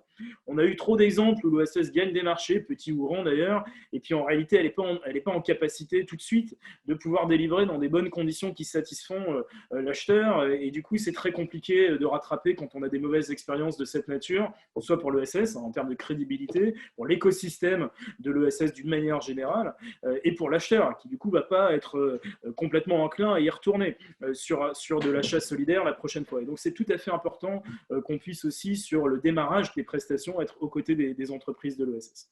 Un mot sur l'Occitanie pour vous dire qu'effectivement, cette animation, ce dispositif d'accompagnement, quand bien même les Jeux Olympiques, les Jeux Paralympiques, c'est un événement le plus grand qui va être organisé en France. C'est une magnifique fête populaire, citoyenne, sportive évidemment, mais c'est pas pour autant que ça doit venir remplacer ou ça doit venir se substituer, doublonner ce qui existe déjà. Et donc on a été très soucieux en 2018, on continue encore en cette année 2020 de co-construire notre méthodologie avec toute une batterie de partenaires. Il n'y en aura pas beaucoup plus que ceux que vous avez à l'écran, mais ceux-là sont vraiment à nos côtés pour faire en sorte que les associations d'élus, Anne-Laure Federici pour le RTES, on dira un mot tout à l'heure, les autres collectivités locales, les associations d'élus type France Urbaine ou Région de France, bien sûr, les têtes de réseau, les grands acteurs institutionnels de l'économie sociale, de l'insertion, de handicap, du mouvement coopératif, sont à nos côtés parce que c'est de cette manière qu'on peut le plus, je crois, efficacement possible, venir s'appuyer sur ce qui existe. Et comment est-ce qu'en s'appuyant sur ce qui existe en matière d'achat solidaire, d'achats locaux, on arrive à amplifier la dynamique, on arrive à accélérer la dynamique collectivement. Et nous, on apporte ce qu'on peut apporter quand on estime qu'il y a une plus-value, notamment le sourcing qualifié dont je parlais tout à l'heure, et cet accompagnement très opérationnel auprès des acheteurs, et la constitution des groupements. Ça peut être par filière d'achat. C'est pour ça que j'étais très sensible à ce qui était dit tout à l'heure sur la filière de l'agroalimentaire. Je suis aussi très sensible sur ce qui est engagé au niveau de la région Occitanie, notamment sur des filières industrielles ou sur des filières de services aux entreprises industrielles. C'est bien ça pour nous, ce qui peut être une brique complémentaire à ce qui se fait déjà, c'est l'appui à la constitution de consortiums qu'on va aller toucher de la sous-traitance en premier ou en deuxième niveau et qu'on va réussir à être assez efficace. Alors, on a des premiers résultats sur la plateforme. On a déjà depuis 1 an et demi, on a 15% des groupements qui sont rentrés sur des marchés des jeux et qui intègrent de l'ESS. Donc, c'est une première étape tout à fait importante. Alors, ça brasse toute l'ESS, toutes les familles juridiques ou toutes les grandes formes de l'ESS, les associations. On en a encore 2 ce matin qui sont rentrés sur un marché sur lequel on a travaillé depuis 7-8 mois, qui est un marché de valorisation des compétences de ce qui vont être les 50 000 bénévoles, les 50 000 missions de bénévolat ou d'engagement citoyen sur les Jeux Olympiques. On a 2 associations qui s'appellent Tous Bénévoles et Article 1, qui du coup sont rentrés sur ce marché de Paris 2024. Et vous voyez, ce sont 2 des derniers exemples, mais on en a plus de 120 aujourd'hui, des entreprises attributaires, des coopératives, des structures de l'insertion par l'activité économique. On a une fantastique entreprise adaptée, CVSI, qui est sur ce territoire occitan, qui est rentrée aussi sur un marché de production de goodies. Et on en a beaucoup d'autres qui sont dans le pipe en ce moment avec nous pour faire en sorte que dans les prochains marchés, ils puissent en effet avoir leur opportunité et leur carte à jouer. Je pense en particulier à Scopelec, évidemment, la plus grande coopérative française, qui discute avec Orange, un des partenaires officiels de Paris 2024, pour voir comment est-ce qu'ils peuvent intervenir sur l'installation et la maintenance des réseaux. Je cite Orange parce que c'est important dans ce qui va vous concerner, vous, en tant que région, en tant que collectivité territoriale. Il y a Paris 2024, il y a 5 milliards d'euros, vous avez quelques exemples ici que je vous donne, et puis il y a un second rideau. Il y a un second rideau d'opportunités économiques, de marché, qui en réalité va être bien supérieur à 5,5 milliards d'euros de marché. Ça concerne les acteurs privés, Orange est un bon exemple, qui vont lancer des marchés pour le compte de Paris 2024. Et puis ça concerne les collectivités locales qui ne vont pas accueillir des compétitions, mais qui vont accueillir des sites d'entraînement ou des centres de préparation. Et la région Occitanie en fait partie. Il y a déjà plus de 110, 114 pour être précis, collectivités locales sur cette région qui ont été labellisées par Paris 2024, un label qui s'appelle Terre de Jeux. La région Occitanie en fait partie en tant que collectivité aussi. Et en activation de ce label, il va y avoir des opportunités économiques, beaucoup à partir de 2021, parce qu'il faut rénover des équipements sportifs pour accueillir des délégations, des sites d'entraînement, des infrastructures d'accueil pour qu'effectivement on puisse accueillir dans des bonnes conditions l'ensemble des délégations étrangères qui vont venir dès 2021 repérer, s'entraîner et progressivement jusqu'en 2024. Il faut aussi organiser des activités événementielles autour de cette grande dynamique des Jeux. L'événement le plus marquant va être le parcours de la torche olympique. Ça sera à partir de fin 2023. Donc ce territoire va être concerné aussi. Et puis vous avez compris qu'une entreprise, où qu'elle soit, sur la région Occitanie, va pouvoir bien sûr répondre à tous les marchés, même si la prestation doit se faire sur d'autres sites de compétition à Paris par exemple. Et donc cette région, elle est tout à fait en première ligne, que ce soit pour les entreprises de l'ESS qui y sont implantées, que ce soit parce qu'il va y avoir de l'activité économique générée sur ce territoire. Et donc c'est ça qu'il faut qu'on construise ensemble avec la CRES bien sûr Occitanie, qu'on a déjà engagé comme travaux depuis déjà plusieurs mois et qu'on va prolonger, qu'on va amplifier. Qu'il va falloir d'autant plus qu'on amplifie. Rapidement, je vous montre un dernier mot pour vous dire qu'il faut, et ça a été dit beaucoup en introduction, il faut clairement qu'on amplifie la dynamique. Pourquoi? Parce que 2024, ça reste dans 3 ans et demi. 2024 et le projet des Jeux Olympiques et Paralympiques, ça reste un événement, donc par nature ou par définition, c'est one shot, ça va durer 5 semaines, ça va être 5 semaines fabuleuses, mais on tire le rideau de la cérémonie de clôture à la fin des Jeux Paralympiques, et donc vous voyez que c'est très éphémère. Et l'horizon de temps aujourd'hui des entreprises de l'ESS, en fin d'année 2020, encore plus évidemment qu'il y a 9 ou 10 mois en début d'année, compte tenu du contexte qui est le nôtre, c'est pas 2024 et c'est pas tellement les Jeux Olympiques, évidemment. C'est les 6, 12, 18 mois qui sont devant eux dans leur plan de charge qu'il faut regarnir, dans leur activité qu'il faut restructurer ou relancer, et dans leur vivier de recrutement qu'il faut peut-être reprendre pour ceux qui sont en activité partielle ou être sur du développement pour ceux qui ont cette capacité, cette visibilité à plus moyen terme. Et du coup, toute la méthodologie qu'on a développée pour les JO, par les JO, avec toutes ces parties prenantes, avec cet accompagnement très opérationnel, nécessairement, ça peut être mis au bénéfice de collectivités locales, et je crois que ça a été dit tout à l'heure, qui ont l'ambition de développer leur politique d'achat solidaire, dans le cadre des plans de relance en particulier, dans le cadre des plans de mandature aussi. La région Occitanie a déjà, avec son schéma, avec un certain nombre d'initiatives, on travaille avec ADOC aussi sur ce sujet-là, sur la question des complémentarités entre ESS et non-ESS. La région Occitanie, je peux maintenant vous le dire de manière assez ferme, on commence à avoir des éléments qui remontent d'autres régions, et vous avez clairement un temps d'avance sur ces sujets-là.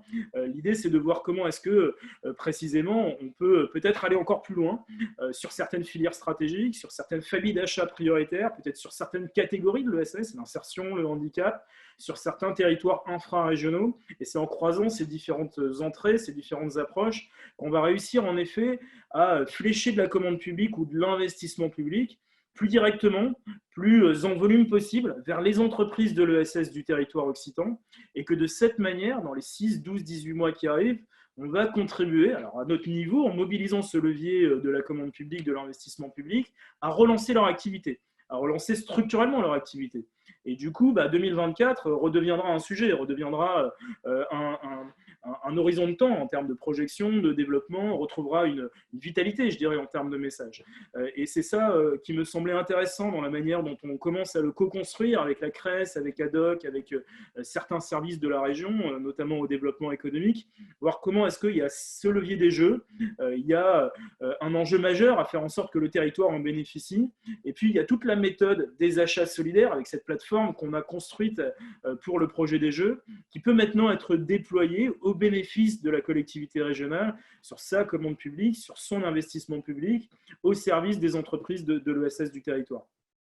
Voilà, je ne serai pas beaucoup plus long, mais volontiers pour revenir sur certains points, pour approfondir certains sujets. En tout cas, je suis ravi que ça puisse converger, et je remercie encore une fois la CRES pour l'organisation de cette table ronde, que ça puisse converger en termes de vision et d'ambition avec ce qui a été présenté dans la première séquence de l'après-midi. Et nous, on apporte un peu l'outillage opérationnel avec le fait que ça fonctionne déjà sur les Jeux Olympiques et Paralympiques. Bien, merci Christophe pour cette présentation. Effectivement, c'est des opportunités qui semblent uniques, mais je me mets à la place des entreprises de l'économie sociale et solidaire qui nous écoutent, qui sont connectées. Il y a certainement des dirigeants, peut-être des responsables qui se demandent comment je peux y participer, monter à bord si j'ai pas été identifié. On sait qu'il faut beaucoup d'anticipation pour réussir la réponse à des appels d'offres de cette envergure. Qu'est-ce que vous leur conseillez de faire aujourd'hui pour s'informer et monter à bord de cette aventure? Oui, très bien.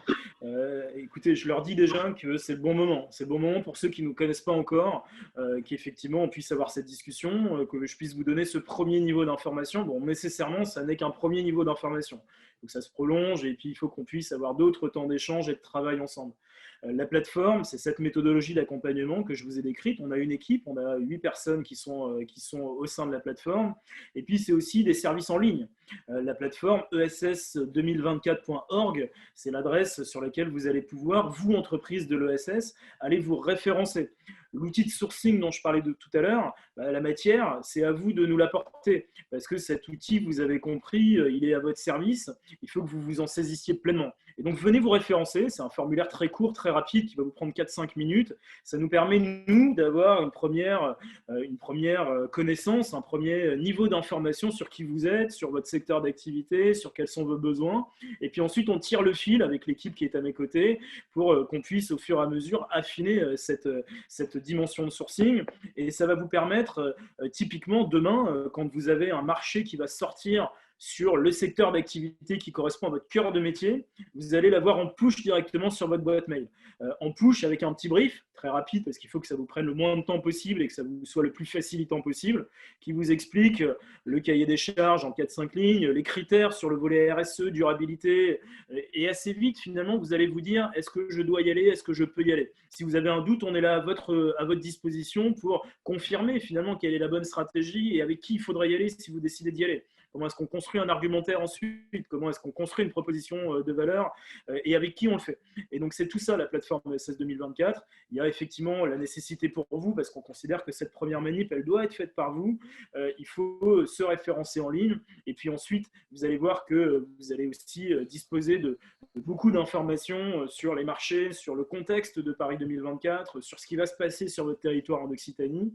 Et ça va nous permettre, plus on va se connaître, plus vous allez pouvoir vous positionner sur les marchés qui vous concernent directement. Justement, est-ce que vous avez une idée du nombre d'entreprises d'Occitanie qui se sont déjà référencées sur votre plateforme? Oui, tout à fait. On a une première estimation. Alors, on a aujourd'hui plus de 2000 entreprises qui sont référencées en Occitanie, sur la plateforme au niveau national. On en a un peu moins de 10% qui concernent la région Occitanie, mais c'est un travail qui nécessite d'être approfondi.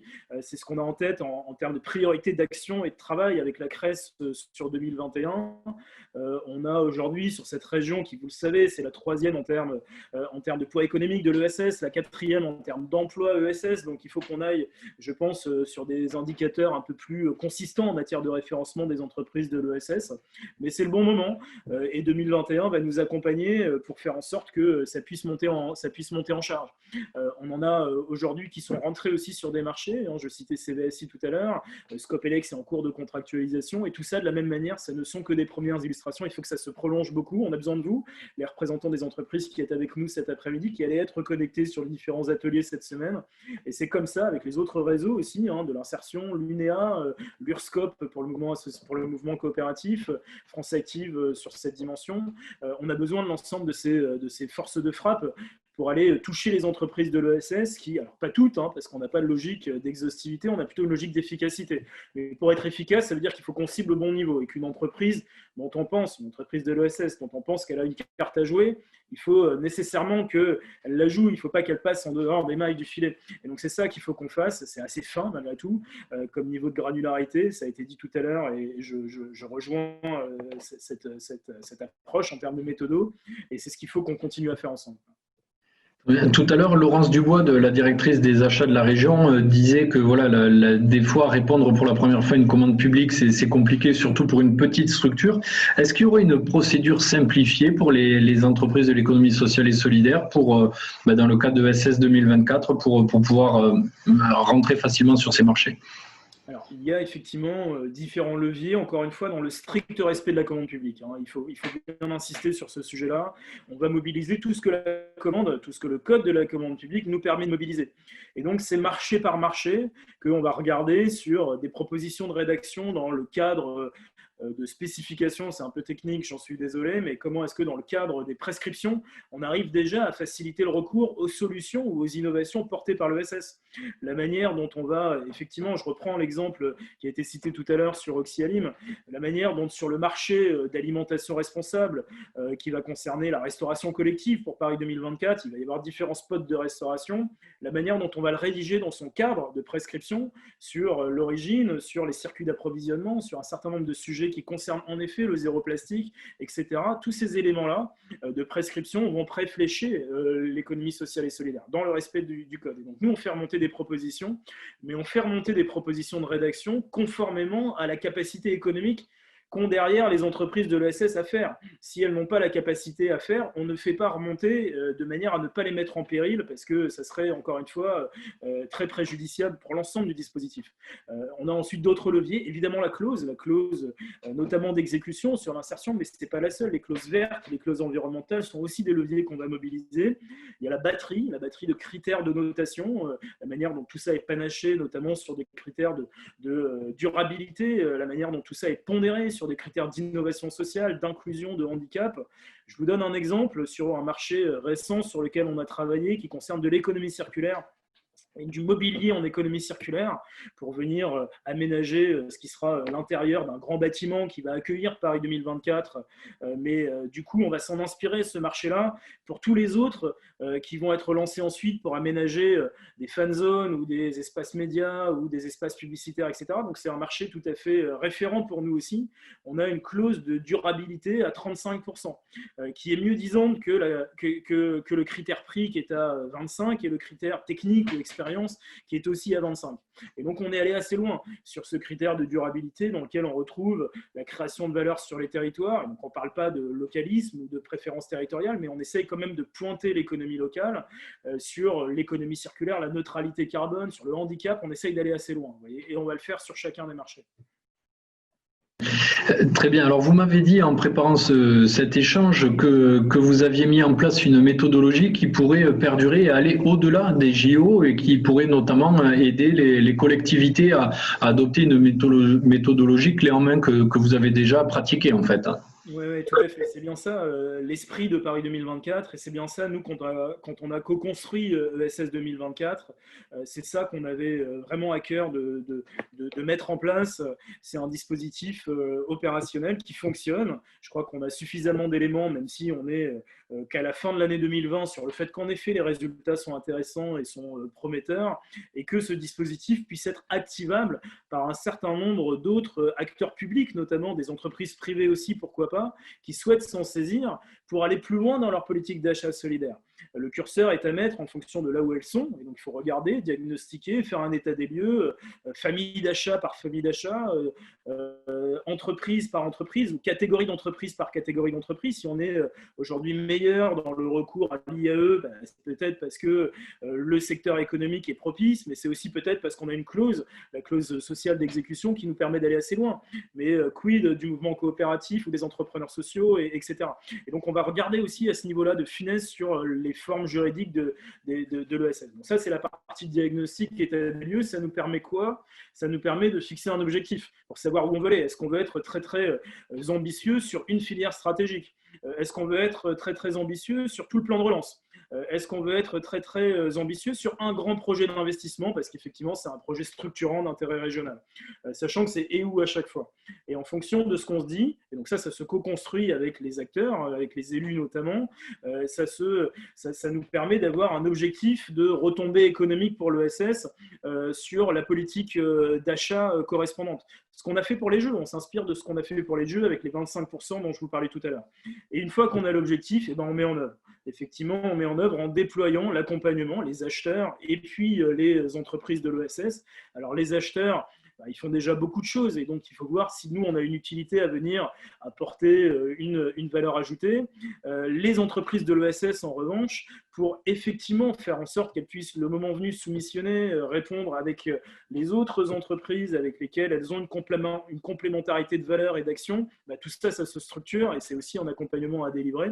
Et c'est pour ça qu'on travaille avec ADOC, avec la CRES évidemment sur le volet ESS et avec ADOC sur le volet TPE-PME, parce que dans cette logique de consortium mixte, on va réussir à embrasser le tissu économique de la région dans son ensemble. Et ça va nous permettre d'être encore plus efficace dans la manière dont la dépense publique, c'est-à-dire de l'achat ou de l'investissement, pourra être fléchée vers les entreprises du territoire, ESS en priorité et entreprises locales d'une manière générale. Très bien, très bien. En tout cas, merci beaucoup pour cette présentation. Ça aura été un peu, on va dire, le coup d'envoi pour les acteurs de l'économie sociale et solidaire pour être alertés sur les opportunités des JO 2024. On a bien, vous rappelez peut-être l'adresse internet de la plateforme?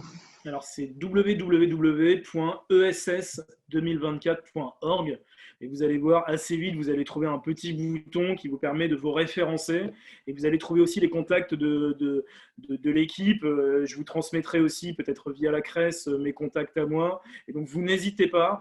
Il y a tout ce qui est disponible en ligne. Et puis, il y a tout ce qu'on peut vous apporter par téléphone, par mail. On est vraiment à votre service et à votre disposition. Donc, n'hésitez pas à nous solliciter. On y répondra avec grand plaisir. Merci beaucoup en tout cas Christophe d'avoir partagé ces informations avec nous. Alors on va se tourner vers Lilian Pitot, vous êtes le vice-président de CAP Occitanie, c'est un réseau régional des entreprises adaptées, mais vous êtes aussi directeur d'une entreprise qui s'appelle GDA, et vous nous expliquerez ce qu'elle fait. Alors Lilian Pitot, quand vous entendez ces chiffres de Paris 2024, 8000 marchés à passer, plus de 5 milliards, ça vous fait rêver, vous vous dites que ça serait bien que les entreprises de l'ESS en profitent aussi? Ah ben tout à fait, c'est merveilleux. Maintenant, il n'y a plus qu'à rentrer dans cette démarche et essayer de répondre au mieux. Mais en effet, c'est plutôt facilitant et ça va nous inciter à réaliser pas mal de synergies entre nous et à se regrouper plus que jamais pour pouvoir répondre collectivement à la démarche. Très bien, alors peut-être les JO comme catalyseur et accélérateur de l'ESS, en tout cas c'est tout ce qu'on vous souhaite. Alors est-ce que vous pouvez nous présenter CAP Occitanie? C'est un réseau régional d'entreprises adaptées qui a été créé, je crois, sous l'impulsion de la Directe, hein? Donc oui, tout à fait. Donc j'ai la chance aujourd'hui de représenter notre président Thierry Vessette qui n'a pas pu être présent aujourd'hui. Donc un grand merci tout d'abord à la CRES et à la région Occitanie pour cette formidable mise en avant qui nous est donnée aujourd'hui et cette opportunité aussi de développer encore plus les achats. Donc CAP LR, anciennement, donc CAP Occitanie, anciennement CAP LR, a été créé en 2003 à l'initiative de la Directe qui voulait justement créer une petite dynamique et permettre aux entreprises adaptées de favoriser leur développement économique. Donc, une impulsion de la Directe qui nous a incité à nous regrouper. Donc, au départ, une dizaine d'entreprises adaptées. Aujourd'hui, c'est 22 entreprises adaptées qui sont désormais sur tout le territoire Occitanie, puisqu'au 1er janvier 2017, nous avons affirmé notre volonté d'étendre la démarche auprès du plus grand nombre. 22 entreprises adaptées, 700 salariés, dont 600 en situation de handicap, plus de 32 millions d'euros d'achats consolidés et une véritable dynamique à la fois économique et surtout partage de bonnes pratiques, développement de l'emploi durable, réflexion globale. Et, pardon, vous me disiez que… Non, mais c'est le micro qu'il fallait que je réactive. Votre objectif, c'était de fédérer, de chasser en meute pour pouvoir avoir des démarches communes. Quelle est vos deux actions principales, on va dire? Alors, au-delà de question de chasser en meute, qui reste le fantasme le plus important qu'on puisse trouver aujourd'hui dans les structures de l'économie sociale, puisque un interlocuteur unique, c'est ce dont tous les acheteurs grands comptes institutionnels rêvent. La problématique, c'est qu'au niveau réalité économique, faisabilité, réponse partielle à un appel d'offres, couverture d'un territoire, ça reste compliqué. Donc au départ, en toute humilité, le réseau avait été initié uniquement pour permettre à ces entreprises adaptées de partager leurs bonnes pratiques et justement d'essayer de développer des stratégies communes. Donc ça a été d'abord dans un premier temps de la montée en compétences, de la formation des acheteurs, des rapprochements auprès des entreprises pour leur expliquer quel était le sens de la loi, en quoi l'entreprise adaptée offrait une alternative. Donc cette danseuse de structures commerciales, d'interlocuteurs uniques, de chasser en meute, ça fait des années qu'on en parle. On en parlera aujourd'hui puisque l'objet, c'est aussi d'annoncer la création de cette structure commerciale. Mais c'est vrai que c'est une des problématiques à laquelle on est confronté depuis des années. Et donc, puisque vous l'abordez, on va annoncer ça. L'idée, c'est que vous allez agir comme une force commerciale externalisée pour l'ensemble des adhérents de votre réseau. Alors, l'ensemble des adhérents qui le souhaiteront, puisque l'objectif, c'est vraiment aussi d'initier. Alors, un des prérequis sera de toute façon d'adhérer au réseau Cap Occitanie, parce qu'on a vu, on défend les mêmes valeurs et on a une charte éthique qui garantit que justement la passation de missions d'achat auprès du secteur adapté et protégé correspond à des règles bien définies, notamment ne pas faire du handicap, misérabilisme et autres. Donc, on a défini toute une charte éthique. Donc, au minima, c'est de pouvoir adhérer au réseau et ensuite de faire le choix d'intégrer cette structure commerciale qu'on appelait le groupe Covaldi, coopérer et valoriser ensemble les démarches. Donc, ce sera une structure indépendante, mais qui aura là aussi une force commerciale dédiée, externalisée et qui a pour vocation d'offrir à nos institutionnels et grands comptes un seul interlocuteur, tout en répondant à toutes les problématiques auxquelles on n'arrivait pas à répondre jusque-là, qui est de dire une attestation d'achat unique, un prix unique, des prestataires validés, sélectionnés, et puis surtout un garant du suivi de la mise en œuvre et de la finalisation des projets. Donc concrètement, vous allez avoir un catalogue unique pour les 22 adhérents, enfin ceux qui voudront rejoindre Covaldi. Donc l'acheteur d'un grand groupe privé, il aura un catalogue avec une seule marque, Covaldi, on va dire, et puis il piochera dedans. Et derrière, il aura une facture unique, même s'il y a 2-3 adhérents qui auront fourni le service ou le produit. Tout à fait. Ce n'est pas à notre client de se préoccuper de la mise en œuvre d'une démarche sur le territoire. Ce n'est pas à lui de savoir combien de personnes interviennent. On est vraiment là pour structurer et professionnaliser cette démarche. Alors, un catalogue, oui, dans un premier temps. Maintenant, ce qui est important aussi de souligner par rapport à tous les acheteurs qui nous écoutent, c'est que le secteur du travail adapté et protégé a cette capacité, cette volonté de s'adapter. Et justement, au-delà de vendre sur catalogue, est en capacité d'aider les structures à construire leur propre cahier des charges et justement à répondre à l'ensemble des questions qui ne se seraient pas posées. Donc, de plus en plus, on arrive autour de la table avec plus une oreille active et une écoute décuplée pour demander aux entreprises dans quelle mesure on pourrait les appuyer. Et charge à nous après de construire le cahier des charges, de trouver les intervenants. Donc l'offre catalogue, oui, pour faciliter cette porte d'entrée et montrer que les prestations du service du secteur adapté sont diverses et variées, mais on a aussi cette formidable capacité de se développer en proposant d'autres types de prestations que les traditionnels, espaces verts, entretien de déchets ou autres. Justement, est-ce que vous pouvez donner des exemples d'activités sur les 22 adhérents que vous représentez avec Covaldi ou que vous allez représenter? Alors, aujourd'hui, j'ai envie de dire, on a les traditionnels, entretien d'espaces verts, nettoyage de bureaux, on a des fournitures de mobilier urbain sur AVH, on a des prestations de reconditionnement de déchets des 3E, on a de la blanchisserie, on a au niveau de GDS du service administratif du pôle RH, on a des sociétés informatiques qui vous aident à faire du développement de logiciels. On est vraiment sur une palette de services de plus en plus large. On a des goodies, de la communication, de la publicité. On a des chargés d'accueil qui vont faire des permanences justement au niveau, ça s'est mis en place notamment sur Albi, par Walabi pendant le confinement, des permanences assurées dans des établissements hospitaliers pour pouvoir justement doter les outils, les équipements de protection à tout un chacun. Donc on est vraiment sur une palette la plus large possible au niveau des activités mobilisables. Et est-ce que, du coup, le fait de se grouper, d'avoir une démarche commune, ça va vous permettre d'accroître le potentiel, on va dire, d'activité, de flux commercial, de chiffre d'affaires, en gros, pour vos adhérents? Oui, tout à fait, parce que la réponse, la question est vite répondue, j'ai envie de dire. Si la structure a été mise en place, c'est justement qu'il y avait une carence, il y avait une demande de la part de ces acheteurs. Les acheteurs ont la volonté de recourir au secteur adapté, protégé et plus largement à l'ESS, ce qu'on a vu ces derniers mois également. Par contre, ce qui leur manque, c'est une structuration, c'est un prix unique, c'est une capacité de réactivité et autres. Donc aujourd'hui, je pense qu'on va y gagner énormément en termes d'efficacité et de crédibilité sur ce point. Est-ce que entre vous pouvez aller un peu plus loin dans la démarche? Par exemple, si un de vos adhérents, grâce à Covaldi, remporte un marché, mais il va avoir un surcroît d'activité, est-ce que vous prêtez des compétences entre membres dans le cadre de ce réseau CAP? Alors, de toute façon, la logique, elle est vraiment communautaire et synergie là-dessus. Donc, il y a un système d'entraide. Après, j'ai envie de dire, au-delà de la capacité limitée d'un adhérent à pouvoir répondre, les autres sont aussi là pour suppléer. Donc, soit l'idée, c'est de lui dire, voilà, il y a suffisamment de volume pour vous inciter à développer des embauches présentes, ou au contraire, de toute façon, on sera dans une répartition de sera payé celui qui réalise la prestation. Donc, j'ai envie de dire, ça, c'est à partir du moment où on va s'engager à répondre à un nombre d'heures de prestations, les ressources seront disponibles et au profit du client. Alors tout à l'heure, Christophe Divy nous a présenté la plateforme ESS 2024. Est-ce que ça peut être un projet pour CAP d'aller se faire référencer, si ce n'est pas déjà fait, et de regarder un petit peu les marchés qui vont sortir et qui pourraient répondre à vos compétences respectives? De toute façon, aujourd'hui, Cap Occitanie est à l'écoute de tous les marchés naissants ou à venir. Donc c'est vrai que le fait d'avoir une projection, une perspective sur 2024, c'est d'autant plus intéressant. Maintenant, c'est notre objectif de toute façon de répondre à ces appels d'offres, voire de les créer, de les inciter. Donc oui, Cap Occitanie sera présent sur cette plateforme.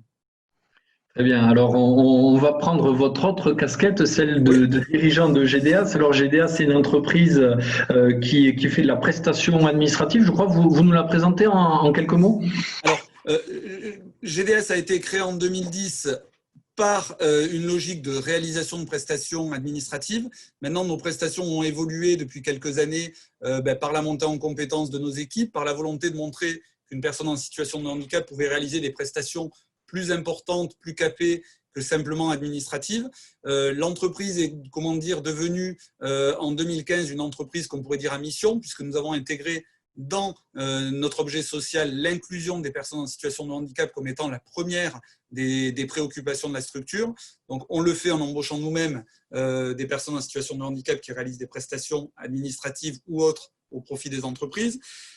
On participe à cette inclusion du plus grand nombre en accompagnant les entreprises et institutions sur la mise en place de leur politique handicap et le suivi, tant le recrutement que le maintien dans l'emploi des collaborateurs. Et dernièrement, on a décidé aussi depuis quelques années de travailler plutôt sur la communication grand public pour déconstruire les préjugés et justement sortir de la simple responsabilité de l'entreprise la question de l'emploi des personnes handicapées. Donc on a vraiment cette volonté. Donc prestations administratives au début, aujourd'hui plutôt prestations de lobbying, de communication grand public pour déconstruire les préjugés. Et c'est comme ça qu'on en est arrivé à créer des expositions, des œuvres d'art, dont une justement est encore admirable et visible sur le pôle réaliste, que je remercie encore. Donc toutes nos œuvres sont exposées. Ça, c'était la page de publicité, juste en passant. Il faut en profiter. Et je crois que vous avez adapté GDAS un petit peu à la crise sanitaire, puisque vous avez lancé une nouvelle activité sur la confection de masques. Voilà, alors justement, ce petit préambule d'entreprise à mission et focusé sur l'inclusion du plus grand nombre prend son sens dans la démarche, puisqu'on nous a perçu un peu comme suicidaires là-dessus. Donc, GDAS fait partie de nombreux réseaux, dont le réseau Leader Occitanie. Et le 16 avril dernier, en présence de notre présidente Carole Delga, un des adhérents qui est basé sur l'Ansart, dans l'Hérault, du Haut-Display, nous expliquait que suite à la crise, son activité de foire et salon le mettait dans une détresse phénoménale et qu'il avait prévu de se lancer dans la construction de masques. Il avait remporté plusieurs marchés nationaux et il devait assembler quelque chose comme 50 000 masques, donc recruter les personnes qui allaient en face.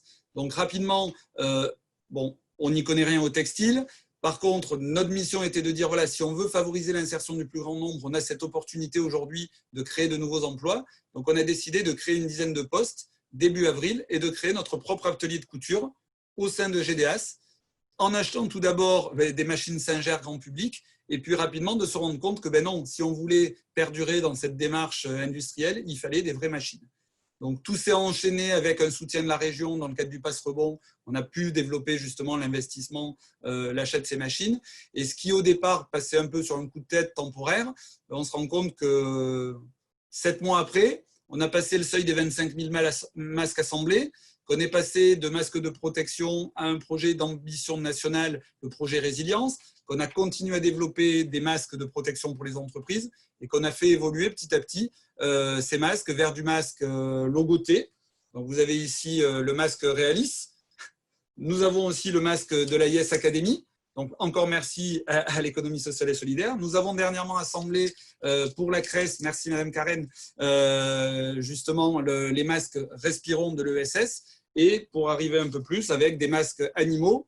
Et le dernier de la collection, qui reste quand même pas le moindre, les masques inclusifs pour justement permettre au plus grand nombre d'accéder à la lecture et au dialogue. Voilà. Et donc, cette diversification… bravo en tout cas pour cette créativité et réactivité visiblement, hein. Donc ce qui était un peu une opportunité de marché, de toutes les crises naissent des opportunités, vous l'avez saisi, mais vous voulez vraiment le pérenniser. Vous pensez que c'est une activité qui peut durer au-delà de la crise sanitaire? Alors, quand on a lancé l'activité création de masques, tout le monde s'accordait à dire qu'on en avait pour 2 mois, que la crise était passée, qu'il n'y aurait plus besoin de masques. C'est vrai que le fait de s'adapter sur une autre typologie de masques, d'utiliser le masque comme un goodies, comme un cadeau, au-delà de l'équipement de protection était intéressant. Maintenant, ce qui est intéressant, c'est que le fait d'avoir intégré cette dynamique, on a pu intégrer plusieurs clusters et démarches nationales tant portées par l'UNEA qui visent justement à réimplanter des ateliers de couture sur les territoires. De la prestation de masques, on a évolué vers la prestation de retouches et de rénovation de vêtements pour justement des structures grands groupes, notamment pas mal d'entreprises adaptées. On travaille en ce moment avec Enedis sur le reclassement de leurs vêtements images de marque. Donc ces vêtements qui sont anciennement logotés, qu'on va remettre sur le marché, qu'on va essayer de réemployer et mettre à disposition de ressourceries. On a des jeunes ateliers de couture, des créateurs de mode qui nous ont contactés également pour nous confier une partie d'activité. Donc j'ai envie de dire oui, c'est là où il y avait une opportunité de créer des emplois, de remettre le pied à l'étrier à certains. C'est devenu une véritable logique économique. Et j'ai envie de dire, si on n'avait pas créé ça, on a réussi, j'ai envie de dire, grâce à cette activité, à compenser 100 000 € de chiffre d'affaires qu'on aurait perdu de toute façon. Donc aujourd'hui, on est dans une vraie dynamique. J'ai moi-même appris à taper à la machine ou pas, mais enfin voilà, on est vraiment dans cette dynamique d'essayer de perdurer et de rajouter des cordes à notre arc en développant un peu plus les projets d'inclusion et autres. Alors on a vu que la commande publique était très importante pour les entreprises de l'économie sociale et solidaire, parce que voilà, la commande publique essaie de flécher des flux d'achat vers ce secteur. Est-ce que la crise a changé un petit peu la mentalité et naturellement on voit poindre un achat davantage responsable qu'avant la crise, peut-être plus local? Quelle est votre vision là-dessus? Alors, aujourd'hui, on n'a pas encore les impacts de cette démarche, mais par contre, c'est vrai que de plus en plus, on entend, et puis même nous aussi, on joue sur cette fibre locale, sociale, économique, locale, qui est développée. Donc aujourd'hui, on sent qu'il y a un vent en direction de ces achats responsables et locaux. Pour autant, les bons de commande n'ont pas encore été signés par rapport à ça, mais c'est vrai que l'argument du prix, on l'oublie de plus en plus et on est globalement confronté à des acheteurs, qu'ils soient privés ou institutionnels, qui s'accordent à payer un peu plus parce que c'est fait à côté, parce que c'est fait en région, parce que c'est fait avec des publics éloignés de l'emploi. On sent vraiment ce fléchissement. Ce n'est pas encore concret par rapport aux actes passés, mais par contre, on sent cet infléchissement et cette volonté de jouer la carte du local. Donc, en gros, ce que vous nous dites, c'est qu'une graine a été semée avec cette crise sur une prise de conscience d'achat peut-être plus locaux, plus responsables. Et peut-être que pour vous, ça sera ça votre plan de relance dans 12, 18, 24 mois. C'est-à-dire, vous espérez que cette prise de conscience va arriver un peu plus tard. On espère qu'elle va durer. Par contre, c'est vrai que ça nous a donné cette opportunité de s'affirmer. Là où il y a encore quelques mois, le made in local, le made in by chez nous, le made d'Amazon, le fait d'Amazon, avec des personnes éloignées de l'emploi, avec des fortes valeurs, avec des notions ESS, on n'osait pas encore à l'utiliser. Maintenant, on se rend compte que c'est presque un prérequis et c'est ce qu'on nous demande. Aujourd'hui, c'est vous faites des masques, ok, mais ils sont faits où? Où vous achetez votre tissu? Est-ce que vous avez l'habitabilité? Quelles sont les personnes qui le font? Donc, de plus en plus d'acheteurs sont à savoir non pas ce qu'ils achètent, mais la façon dont ça a été produit et quel est l'impact justement sur le territoire. Bien, alors tout à l'heure, on a beaucoup parlé d'acheteurs publics, on a eu la directrice des achats de la région, mais je voulais juste, avant qu'on termine ensemble, signaler qu'il y a des acheteurs privés qui vous ont beaucoup aidé pendant la crise, et c'est Enedis. Vous pouvez nous expliquer comment ils vous ont aidé aussi en termes de trésorerie à passer le cap difficile? Là, ça a été la surprise du siècle, c'est-à-dire que là où tous les indicateurs étaient en berne, où on se disait justement que les prestations allaient être arrêtées, Enedis et notamment la chargée de mission de diversité, Madame Garcia, a contacté tous ces acheteurs de l'économie sociale en disant tout bon de commande qui a été signé avant le 11 mars sera réglé en totalité, indépendamment que la prestation ait été réalisée. Donc on a eu comme ça la possibilité d'avoir un souffle d'air et une problématique de trésorerie totalement sortie de la tête, puisqu'aujourd'hui, ils nous ont permis de payer de 3 à 4 mois de prestations en avance. Donc, ce qui nous a permis comme ça de tenir sereinement jusqu'en juin nos engagements et de payer 100% des salaires. Eh bien, en tout cas, merci pour votre témoignage, Lilian. Alors, je rappelle, votre nouvelle marque, c'est Covaldi. Si on Covaldi veut, Group, Covaldi Group, voilà. Si les acheteurs nous écoutent, voilà, qu'ils aient ça en tête, c'est nouveau. Voilà, mais Cap Occitanie, on garde de toute façon la porte d'entrée Cap Occitanie. C'est une structure qui viendra en complément. Cap Occitanie continue à développer sa dynamique pour aider les entreprises adaptées sur leur partage, leurs bonnes pratiques, l'innovation, l'emploi durable, toutes ces préoccupations de directeurs d'entreprises adaptées. Mais on a vraiment voulu se structurer pour apporter une réponse cohérente et la plus efficace possible. Merci beaucoup d'avoir partagé tout ça avec nous. Bonne suite pour l'avenir. On va se tourner vers Anne-Laure Fédérici. Vous êtes la déléguée générale du RTES. Alors le RTES, c'est le réseau des collectivités locales pour une économie solidaire. Donc vous regroupez des collectivités, comme son nom l'indique, qui s'engagent à soutenir l'économie sociale et solidaire. Est-ce que vous pouvez nous présenter le réseau, combien vous avez de membres et sur quelle échelle? Bonjour. Bonjour. Alors, le RTES, c'est un réseau de collectivités, comme vous l'avez indiqué, qui rassemble aujourd'hui un peu plus de 140 collectivités locales, avec une particularité, ce sont des collectivités de différents niveaux, régions. La région Occitanie, par exemple, est adhérente, métropole, comme Toulouse Métropole, ville, des toutes petites communes. La plus petite commune doit avoir moins de 400 habitants, et donc sur l'ensemble du territoire français, en métropole et en outre-mer. Et du coup, quel est votre rôle? Comment vous animez ce réseau de membres? Quels services vous lui apportez?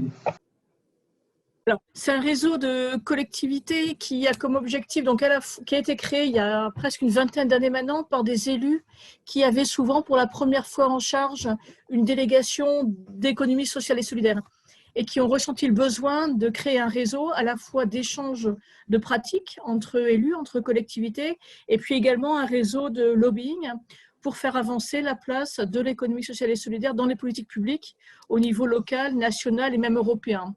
Et le RTES, donc depuis, c'est beaucoup développé ces 20 dernières années, mais toujours avec ce double objectif d'être à la fois un réseau d'échange de pratiques entre collectivités, de formation, d'information pour les collectivités, de capitalisation aussi, et puis un réseau également de plaidoyer au niveau national et européen. Bien. Et du coup, le principal levier des collectivités, ça reste la commande publique et pour favoriser l'ESS, c'est les outils, c'est quoi? C'est les clauses sociales, les clauses environnementales? Oui, alors je ne dirais pas forcément le principal levier pour favoriser les acteurs de l'économie sociale et solidaire. Il y a beaucoup de leviers dont les collectivités disposent pour accompagner les acteurs de l'économie sociale et solidaire. Ça peut aller de l'accès au foncier, par exemple, permettre à des structures de trouver des locaux ou de la terre pour des projets agricoles. Ça peut être le financement direct, la subvention est un financement possible pour l'économie sociale et solidaire. Ça peut être la participation au capital, par exemple, de sociétés coopératives d'intérêt collectif. Enfin, il y a un certain nombre de leviers dont disposent les collectivités locales. Celui de la commande publique est un des leviers particulièrement importants, et notamment d'une commande publique responsable. Puisque on connaît le poids de l'achat public dans le PIB, ça représente environ 10% du montant du produit intérieur brut.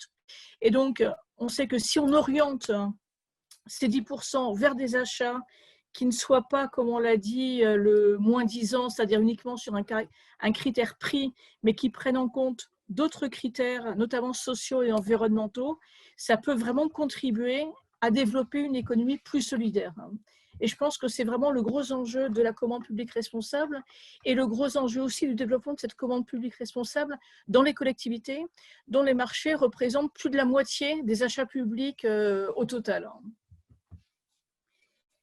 Alors, allez-y. Pardon, non, désolé. Côté RTES, donc c'est un sujet sur lequel on travaille depuis de nombreuses années, avec une constante, et je pense que ça a été bien illustré tout à l'heure, c'est que développer la commande publique responsable, ça demande de développer un travail à la fois côté collectivité locale, aussi bien côté élu, parce qu'il faut qu'il y ait un portage politique important, il faut qu'il y ait une volonté politique forte, comme ça a été témoigné pour la région Occitanie. Il faut un portage politique, il faut des services aussi côté acheteur public, mais aussi dans les différentes directions thématiques qui prennent en compte cet objectif. Et puis, il faut en même temps un travail côté acteur de l'économie sociale et solidaire, un travail de formation, un travail d'accompagnement, un travail de mise en réseau. Et je pense que, en tout cas, ce que défend le RTES depuis le début, c'est vraiment ce travail à la fois côté collectivité et côté acteur.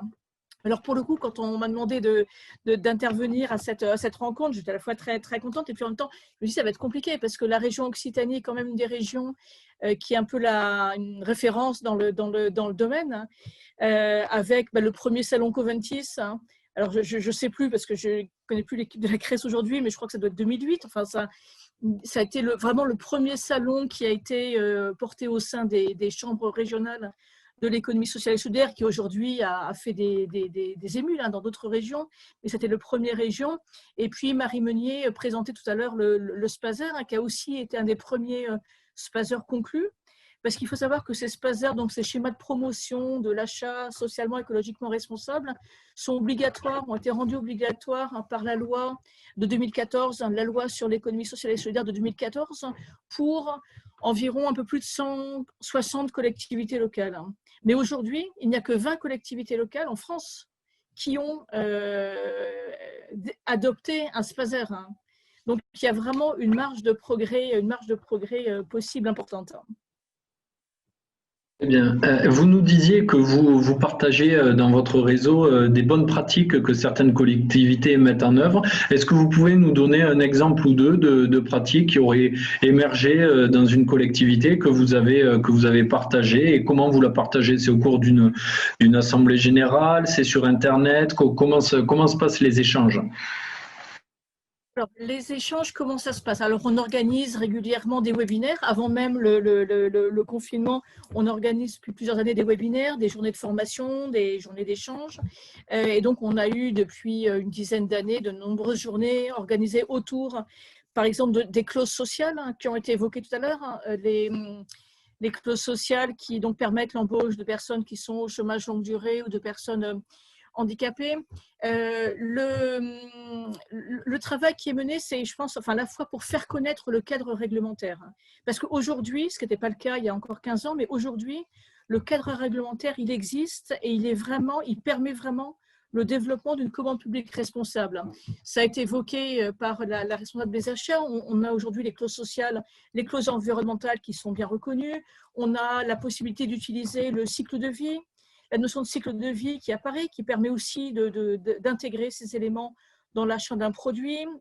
On a les possibilités de marché réservé aux entreprises de l'économie sociale et solidaire ou aux entreprises qui embauchent des personnes handicapées ou des personnes éloignées du marché du travail. On a l'obligation d'allotissement, la dématérialisation, on a les dispenses de procédure pour les marchés inférieurs à 40 000 €. Enfin, il y a un tas aujourd'hui de dispositifs qui permettent cette commande publique responsable. Mais il faut une volonté politique. Donc ça, c'est aussi notre travail de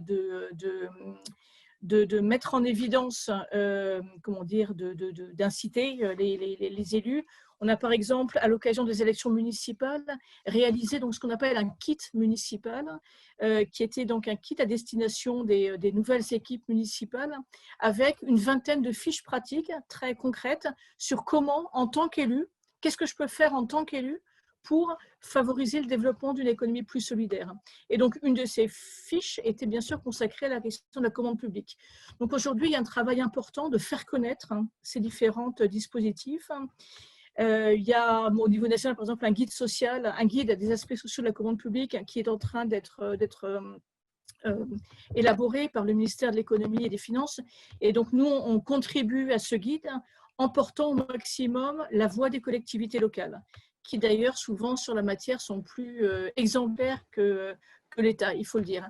Donc, côté RTES, il y a cet objectif de contribuer à faire connaître, d'alimenter aussi des guides pratiques. Et puis donc surtout, ce qui est important pour nous, c'est de favoriser les échanges de bonnes pratiques entre collectivités locales. On a donc la semaine dernière, en lien avec France Urbaine et avec les canaux d'ailleurs, organisé une rencontre sur la commande publique responsable, donc pour les métropoles et les grandes agglomérations. Parce qu'il y a quelques collectivités qui sont un peu motrices dans le domaine, mais il y a encore un travail important qui est à faire. Alors, allez-y, oui. Pardon, non, juste comme exemple, vous m'aviez demandé quelques exemples. Alors, justement, la semaine dernière, il y avait la Strasbourg qui intervenait. Qui expliquait à la fois la volonté politique depuis très longtemps, depuis la fin des années 80, qui a été portée à Strasbourg avec la construction du tramway et l'installation du Parlement, où donc dès les fins des années 80, il y a eu cette volonté d'introduire des clauses sociales. Il y a deux points qui me paraissaient particulièrement intéressants dans l'exemple de Strasbourg. Le premier, c'est le fait qu'ils travaillent énormément avec les acteurs locaux. Et ça, je pense que ça a été dit, hein, l'importance de la connaissance des acteurs locaux, de leur capacité de répondre, est un point très important. Il y a sur Strasbourg un facilitateur historique avec une association qui s'appelle Relais Chantier, qui apporte une aide aussi bien auprès de la ville, de la région et de l'État pour inscrire des clauses sociales dans les marchés publics. Et vraiment, ce rôle des facilitateurs pour les clauses sociales me semble un point extrêmement important. Et puis le deuxième point sur Strasbourg, c'était le lien avec les entreprises locales, comment embarquer les réseaux d'entreprises. Et là, il y a un pacte pour l'économie locale et durable qui a été signé par Strasbourg, et ce qui permet d'entraîner les entreprises. Et ça, je pense que c'est aussi un point qui a été évoqué tout à l'heure, c'est l'idée qu'il y a les acheteurs publics, mais que ces acheteurs publics ont un rôle possible, en dehors des achats pour eux-mêmes, d'entraîner sur leur territoire d'autres acteurs vers cette commande publique responsable. Et tout à l'heure, vous me disiez que vous essayez de conquérir, enfin d'essayer de convertir de nouvelles collectivités à se tourner vers les achats responsables. Vous êtes à peu près 140 membres, vous nous disiez. Est-ce que c'est un chiffre qui grandit d'année en année ou est-ce qu'il reste relativement stable ? Alors, c'est un chiffre qui augmente chaque année, mais avec des périodes, voilà, on a eu au moment de la fusion des régions par exemple, et forcément une baisse un peu automatique du nombre d'adhérents. Mais là par contre, on est vraiment sur une dynamique de développement assez important du réseau.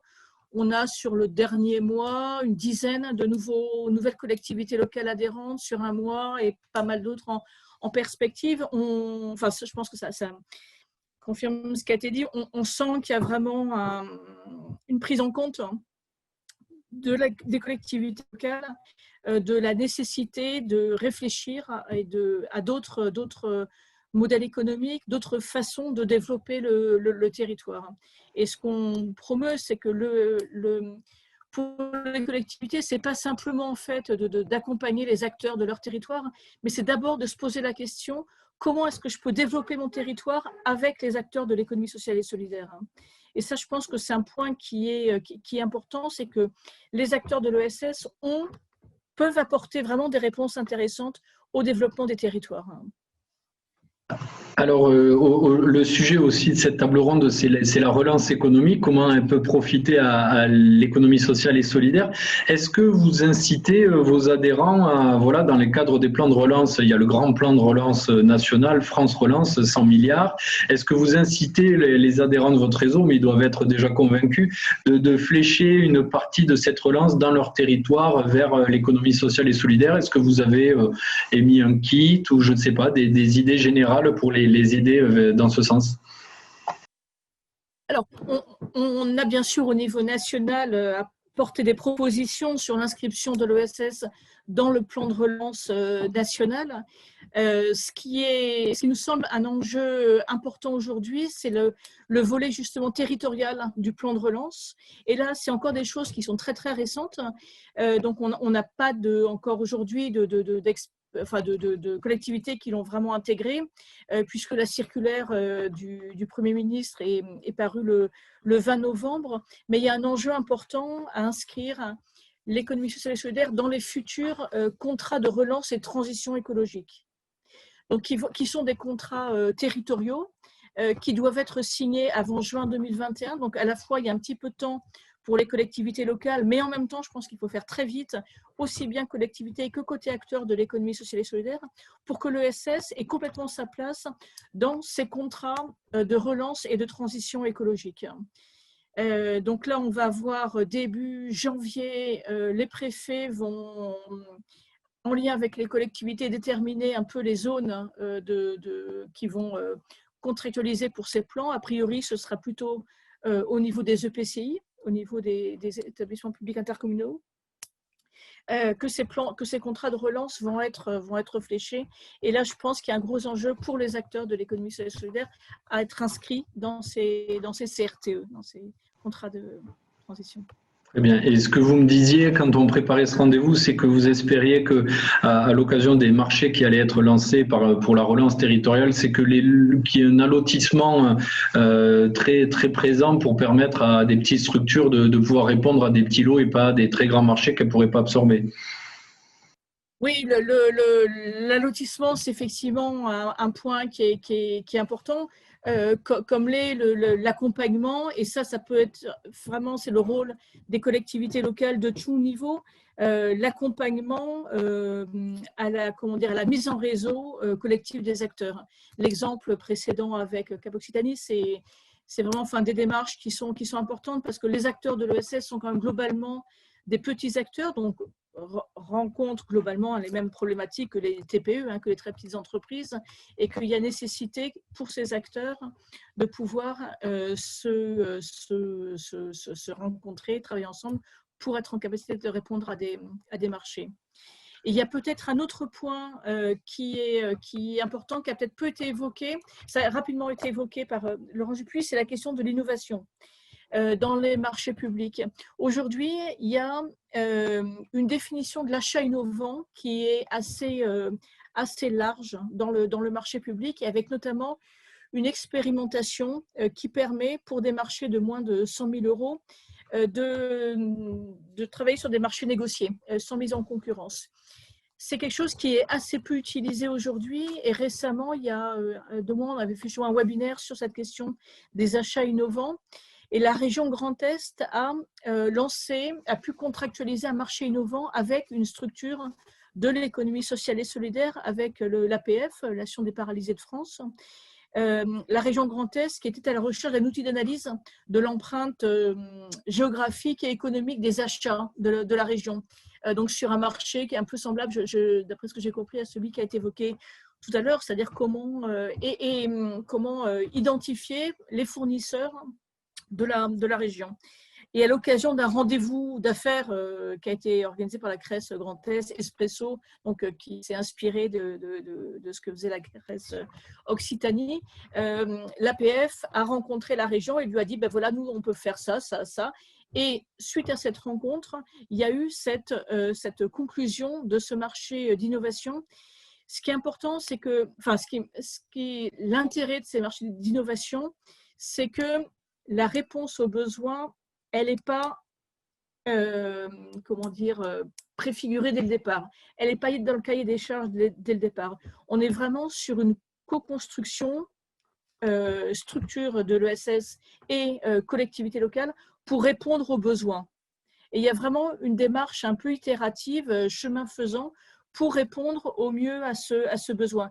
Et c'est ce que permet aujourd'hui ces partenariats d'innovation, et ça nous semble sans doute une dimension à développer, parce que d'une part, elle est peu connue, et d'autre part, ça permet aussi aux acteurs de l'ESS de se positionner sur de l'innovation, et sur le fait que l'innovation, ce n'est pas que de l'innovation technologique, mais c'est aussi de l'innovation sociale. Très bien, merci beaucoup Anne-Laure Federici de nous avoir présenté le RTES et son action notamment dans le cadre de la relance territoriale. On a bien compris qu'il allait prendre toute son importance pour les acteurs de l'ESS au niveau régional, départemental, local, au niveau des EPCI, les communautés de communes. En tout cas, merci beaucoup. Merci à tous les intervenants et toutes les intervenantes qui ont participé à enrichir les débats de cette première table ronde qui qui lance cette semaine des achats responsables. Donc, merci beaucoup à nos intervenants. Merci également à vous qui vous êtes connectés. Alors, je ne sais pas si André Ducournau est encore avec nous ou Marie Meunier-Polge. Si vous aviez un mot de conclusion, peut-être, sans vouloir faire la synthèse, mais dire voilà, on a eu des échanges assez riches et on voit qu'il y a une économie sociale et solidaire qui a été mise un peu sous le feu des projecteurs à la faveur de cette crise, non? Alors, est-ce qu'ils sont parmi nous? Excusez-moi. Oui. Je suis absolument ravie. Je suis ravie de cette table ronde, d'abord parce que cette question des achats socialement responsables est une question extrêmement importante pour les entreprises de l'économie sociale et solidaire. C'est une question clé, à mon avis, aujourd'hui dans le développement de ces entreprises sur lesquelles, politiquement, nous devons nous pencher. En tous les cas, la région Occitanie est très attentive à cette question. La table ronde a été très riche. Beaucoup de choses ont été dites. Je suis restée jusqu'au bout. Je devais partir. Je viens de retarder mon rendez-vous parce que je voulais aller jusqu'au bout. Chacun des intervenants a apporté sa pierre à l'édifice et surtout a apporté une vision globale de ce que est aujourd'hui notre monde et vers quel monde on doit se diriger aujourd'hui. Et voilà, aussi bien le RTES, je dois souligner, moi, quand il y a une petite vingtaine d'années, j'étais toute nouvelle élue à la région Aix-Languedoc-Roussillon.